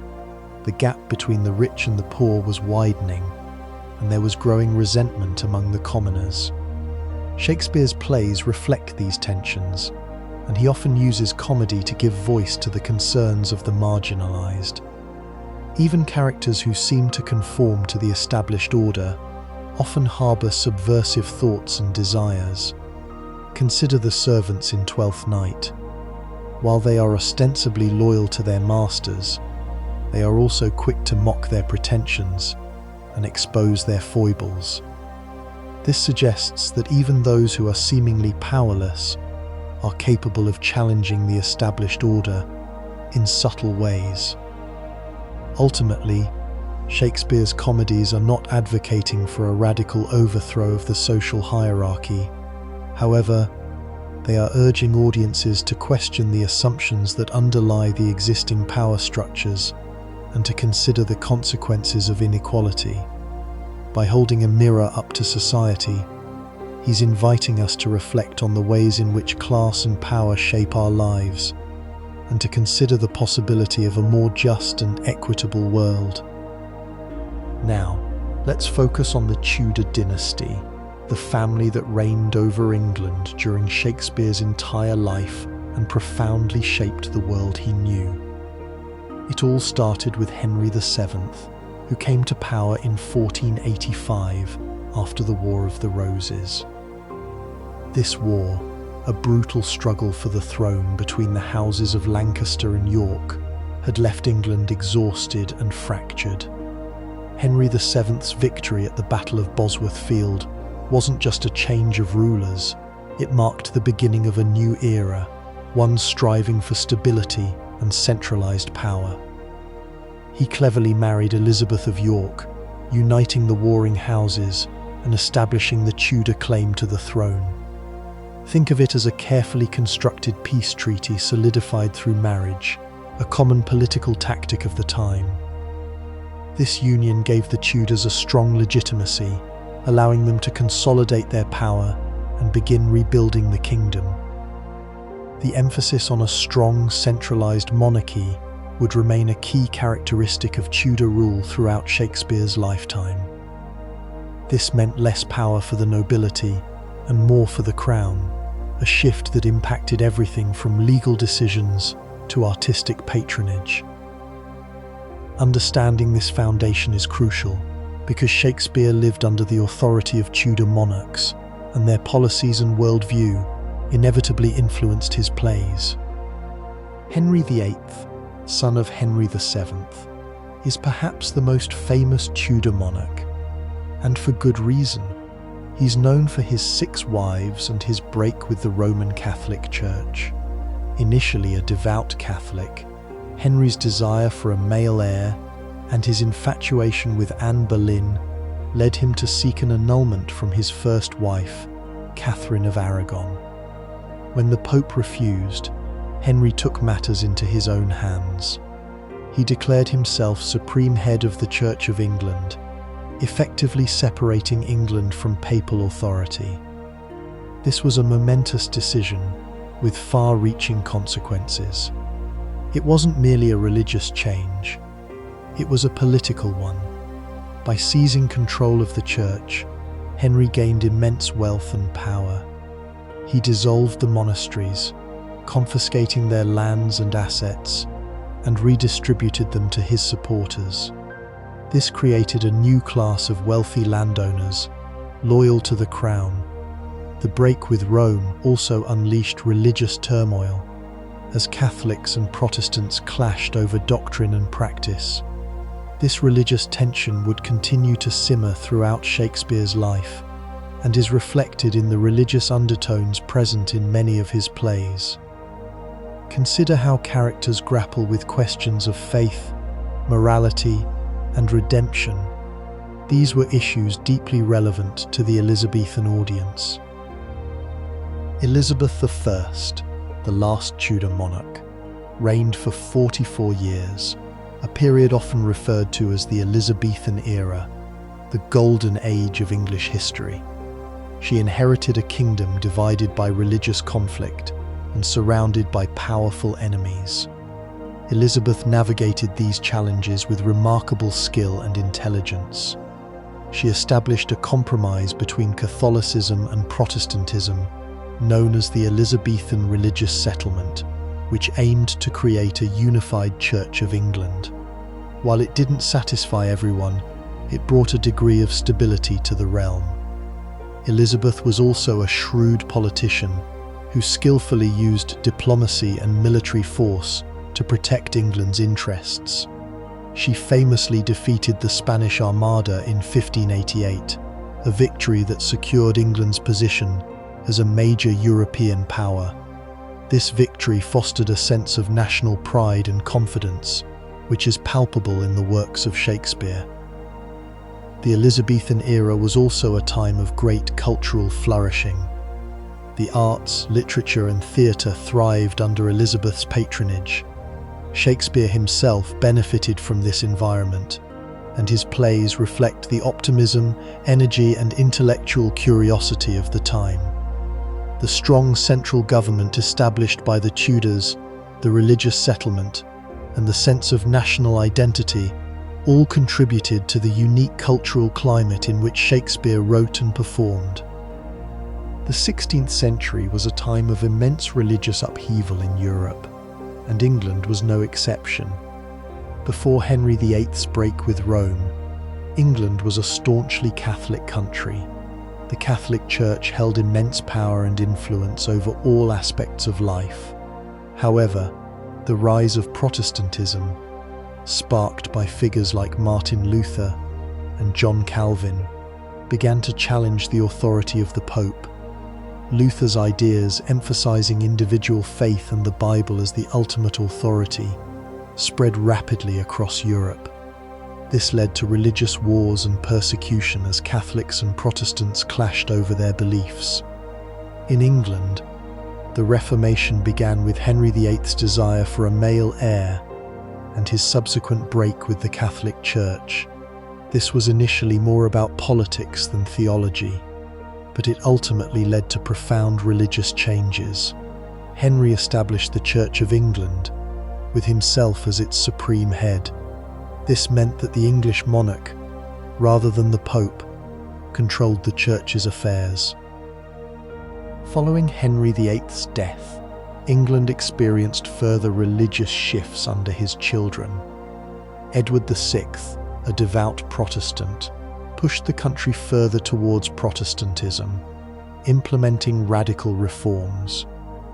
However, his reign was short-lived. Mary I, a staunch Catholic, ascended the throne and attempted to restore Catholicism to England. She earned the nickname Bloody Mary for her persecution of Protestants, executing hundreds for their beliefs. This period of religious repression created deep divisions within English society. When Elizabeth I came to power, she sought to find a middle ground between Catholicism and Protestantism. The Elizabethan religious settlement aimed to create a unified Church of England that would satisfy both factions. However, this compromise didn't please everyone. Catholics continued to resist the new religious order, and radical Protestants, known as Puritans, believed that Elizabeth hadn't gone far enough in reforming the Church. These religious tensions continued to simmer throughout Shakespeare's life, creating a complex and often dangerous religious landscape. The presence of Puritans was particularly significant. They were radical Protestants who sought to purify the Church of England of any remaining Catholic practices. They believed in a strict moral code and emphasized individual piety. Many Puritans felt that the Church of England was still too corrupt and desired more radical reforms. Some Puritans eventually left England to establish their own communities in America, seeking religious freedom. Shakespeare's plays often reflect these religious tensions and anxieties. Characters grapple with questions of faith, morality, and redemption, exploring the complexities of religious belief and practice. The themes of sin, guilt, and forgiveness are prevalent in many of his works. Understanding the religious context of Shakespeare's time is crucial for interpreting the nuances and complexities of his plays.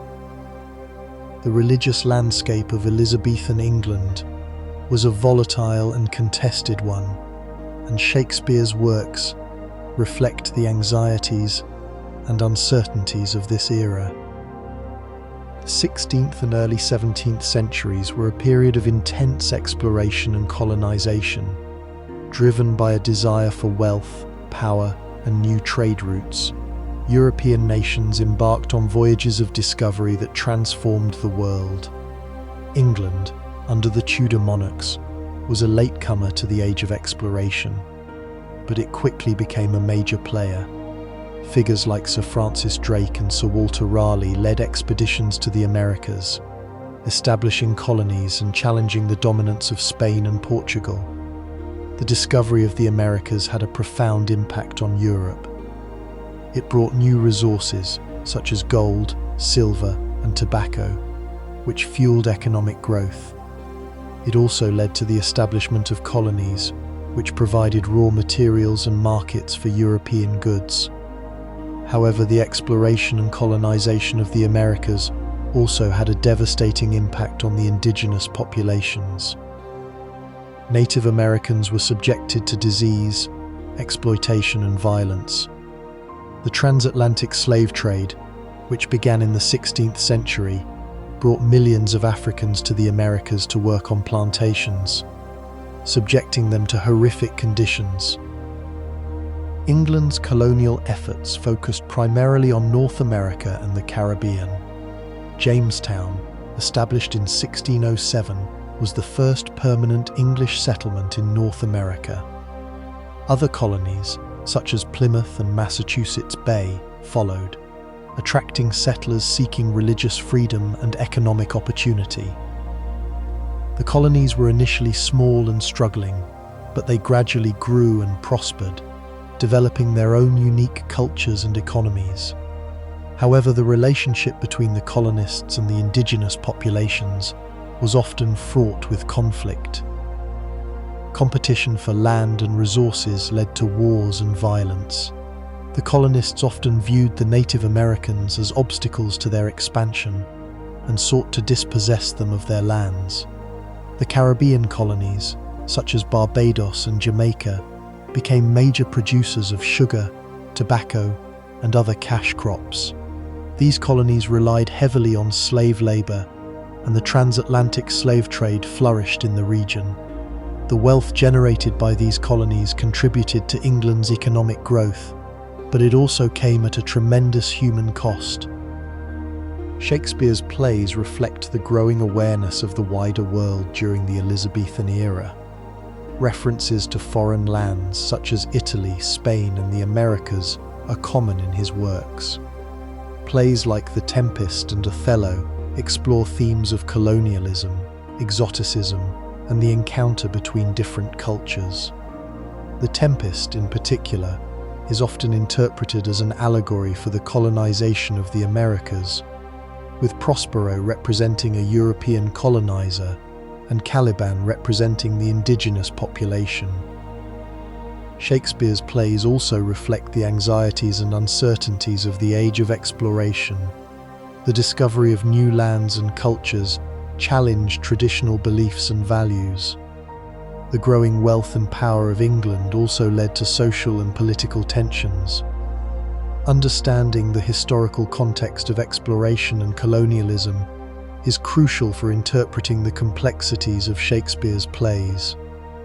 The age of exploration transformed the world, and Shakespeare's works reflect the profound changes that were taking place during his lifetime. Now, let's gently drift into the world of new criticism.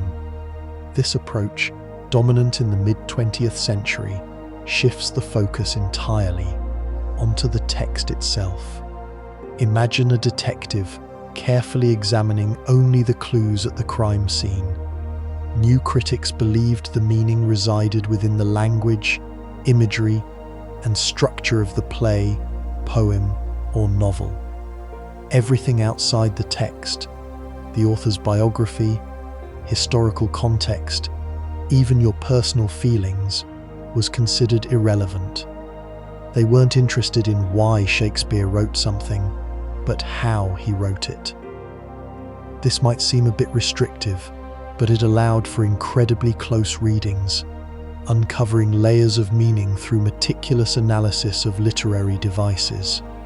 Think of it like a beautiful puzzle. The meaning isn't out there to be discovered, it's constructed within the pieces. And our job is to fit them together correctly. It truly emphasizes the art aspect of literature and sees it as largely self-contained. Key to new criticism is the idea of intentional fallacy and affective fallacy. The intentional fallacy is the mistake of assuming the author's intent is the primary source of meaning. So, trying to determine what Shakespeare meant when he wrote Hamlet is a fruitless exercise, according to new critics. The text, they argued, speaks for itself. The affective fallacy, meanwhile, is the mistake of believing that a reader's emotional response determines the meaning. If you cry during King Lear, that doesn't necessarily reveal anything about the play itself, only about you. Now this can sound a little cold, doesn't it? But it's a deliberate attempt to create a more scientific approach to literary analysis, focusing on what can be demonstrably proven within the text. They'd look for things like paradox, ambiguity, irony, tension, and how these elements contribute to a unified whole. A key concept is close reading, a detailed and careful examination of the language, looking at every word, every phrase, every image, and its contribution to the overall effect. To illustrate, let's consider a famous line from Hamlet. To be or not to be? That is the question. A new critic wouldn't ask about Shakespeare's personal struggles when writing this line. Instead, they'd analyze the language itself, the ambiguity of to be, the contrast between life and death, the use of metaphor, the rhythm and sound of the words. They'd explore how these elements create a complex and layered meaning. They would ask how the language itself evokes a feeling of existential dread, rather than what Shakespeare intended to make us feel.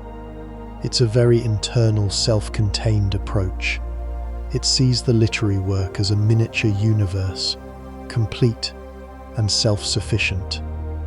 While often criticized for its midness, new critics provided a valuable framework for developing analytical skills and appreciating the artistry of language. It's about understanding how a work achieves its effect, not why it was created. Now, let's gently shift our focus to feminist criticism. This approach, emerging in the latter half of the 20th century, examines literature through the lens of gender, exploring how gender roles, power dynamics, and patriarchal structures are represented and reinforced within texts. Unlike new criticism, feminist criticism explicitly brings the outside world, social, political, and historical contexts, into the reading process. It's not enough to just analyze the language. We need to understand the cultural forces that shaped the work and the ways in which it perpetuates or challenges existing gender norms. Feminist critics ask questions like, how are female characters portrayed? Are they active agents or passive objects? What kind of language is used to describe them? Are their voices heard and valued? How does the text contribute to or challenge patriarchal ideology? It's about uncovering the often hidden ways in which literature reflects and shapes our understanding of gender. A key concept within feminist criticism is the idea of the male gaze. This term, coined by Laura Mulvey, refers to the way in which literature and other art forms often portrays women from a masculine, heterosexual perspective. This means that female characters are frequently objectified, sexualized, and defined by their relationship to men. Feminist critics argue that this perpetuates harmful stereotypes and reinforces patriarchal power structures. They also examine how female characters are often silenced or marginalized, their voices and experiences deemed less important than those of men. Furthermore, they look at how literary history has often overlooked or undervalued the contributions of female authors. It's about challenging the canon and recovering the voices of women who have been historically marginalized or ignored. They aren't necessarily looking to attack classic texts, but rather to read them differently, to see what's been hidden or overlooked. Let's apply this to Shakespeare. Consider Ophelia in Hamlet. A traditional reading might see her as a tragic victim, a fragile and passive character driven mad by grief and rejection. A feminist critic, however, might argue that Ophelia is a victim of patriarchal constraints, denied agency, and forced into a limited role. They might point to the fact that she is constantly controlled by the men in her life, her father, Polonius, and her lover, Hamlet, and that her madness is a response to their manipulation and abuse. They might also explore how her death is presented as a spectacle, further objectifying and silencing her. Similarly, they could examine the portrayal of Lady Macbeth, questioning whether she is simply a power-hungry villain or a woman who has been pushed to extremes by a patriarchal society. It's not about finding right or wrong answers, but about asking critical questions and uncovering the complex ways in which gender operates within the text. Now, we gently drift into the rather complex world of post-structuralism. This approach, emerging in the late 20th century, challenges many of the assumptions that underpin traditional literary criticism. Unlike new criticism and feminist criticism, which still believe in the possibility of finding a stable, fixed meaning within a text, post-structuralism argues that meaning is inherently unstable, fluid, and dependent on context. It rejects the idea of a single, authoritative interpretation and instead emphasizes the multiplicity of meanings. Think of it like a kaleidoscope. The same pattern can be seen in countless different ways, depending on how you look at it. Post-structuralists argue that language itself is not a neutral tool for conveying meaning, but rather a system of signs that are constantly shifting and changing. A key concept within post-structuralism is deconstruction, developed by Jacques Derrida. Deconstruction involves dismantling the binary oppositions that underpin Western thought, such as male and female, good and evil, and reason and emotion, revealing their inherent instability. Derrida argued that these oppositions are not natural or neutral, but instead constructed through language and power. He demonstrated that one term in each opposition is always privileged over the other, and that this privilege is maintained through a process of exclusion and repression. By deconstructing these oppositions, we can expose the underlying assumptions and biases that shape our thinking. They argue that the author is also a construct. The text isn't necessarily reflecting their intent, but rather a confluence of cultural forces and linguistic structures. Meaning isn't in the text, it's created by the reader. Let's apply this to Shakespeare. A traditional reading of Hamlet might see the play as a tragedy about a prince seeking revenge for his father's murder. A post-structuralist critic, however, might question the very notion of a single coherent narrative. They might point to the play's many ambiguities, contradictions, and unresolved questions. They might argue that the play is not about a fixed identity, but rather about the instability and fluidity of the self. They could analyze how the language of the play undermines the notion of a stable meaning, creating a sense of uncertainty and disorientation. They may also explore how the play deconstructs traditional notions of heroism, revenge, and justice. Post-structuralism is often challenging and frustrating, but it can also be incredibly liberating, allowing us to see texts in new and unexpected ways. It suggests that there is no single correct interpretation, only a multiplicity of possible readings.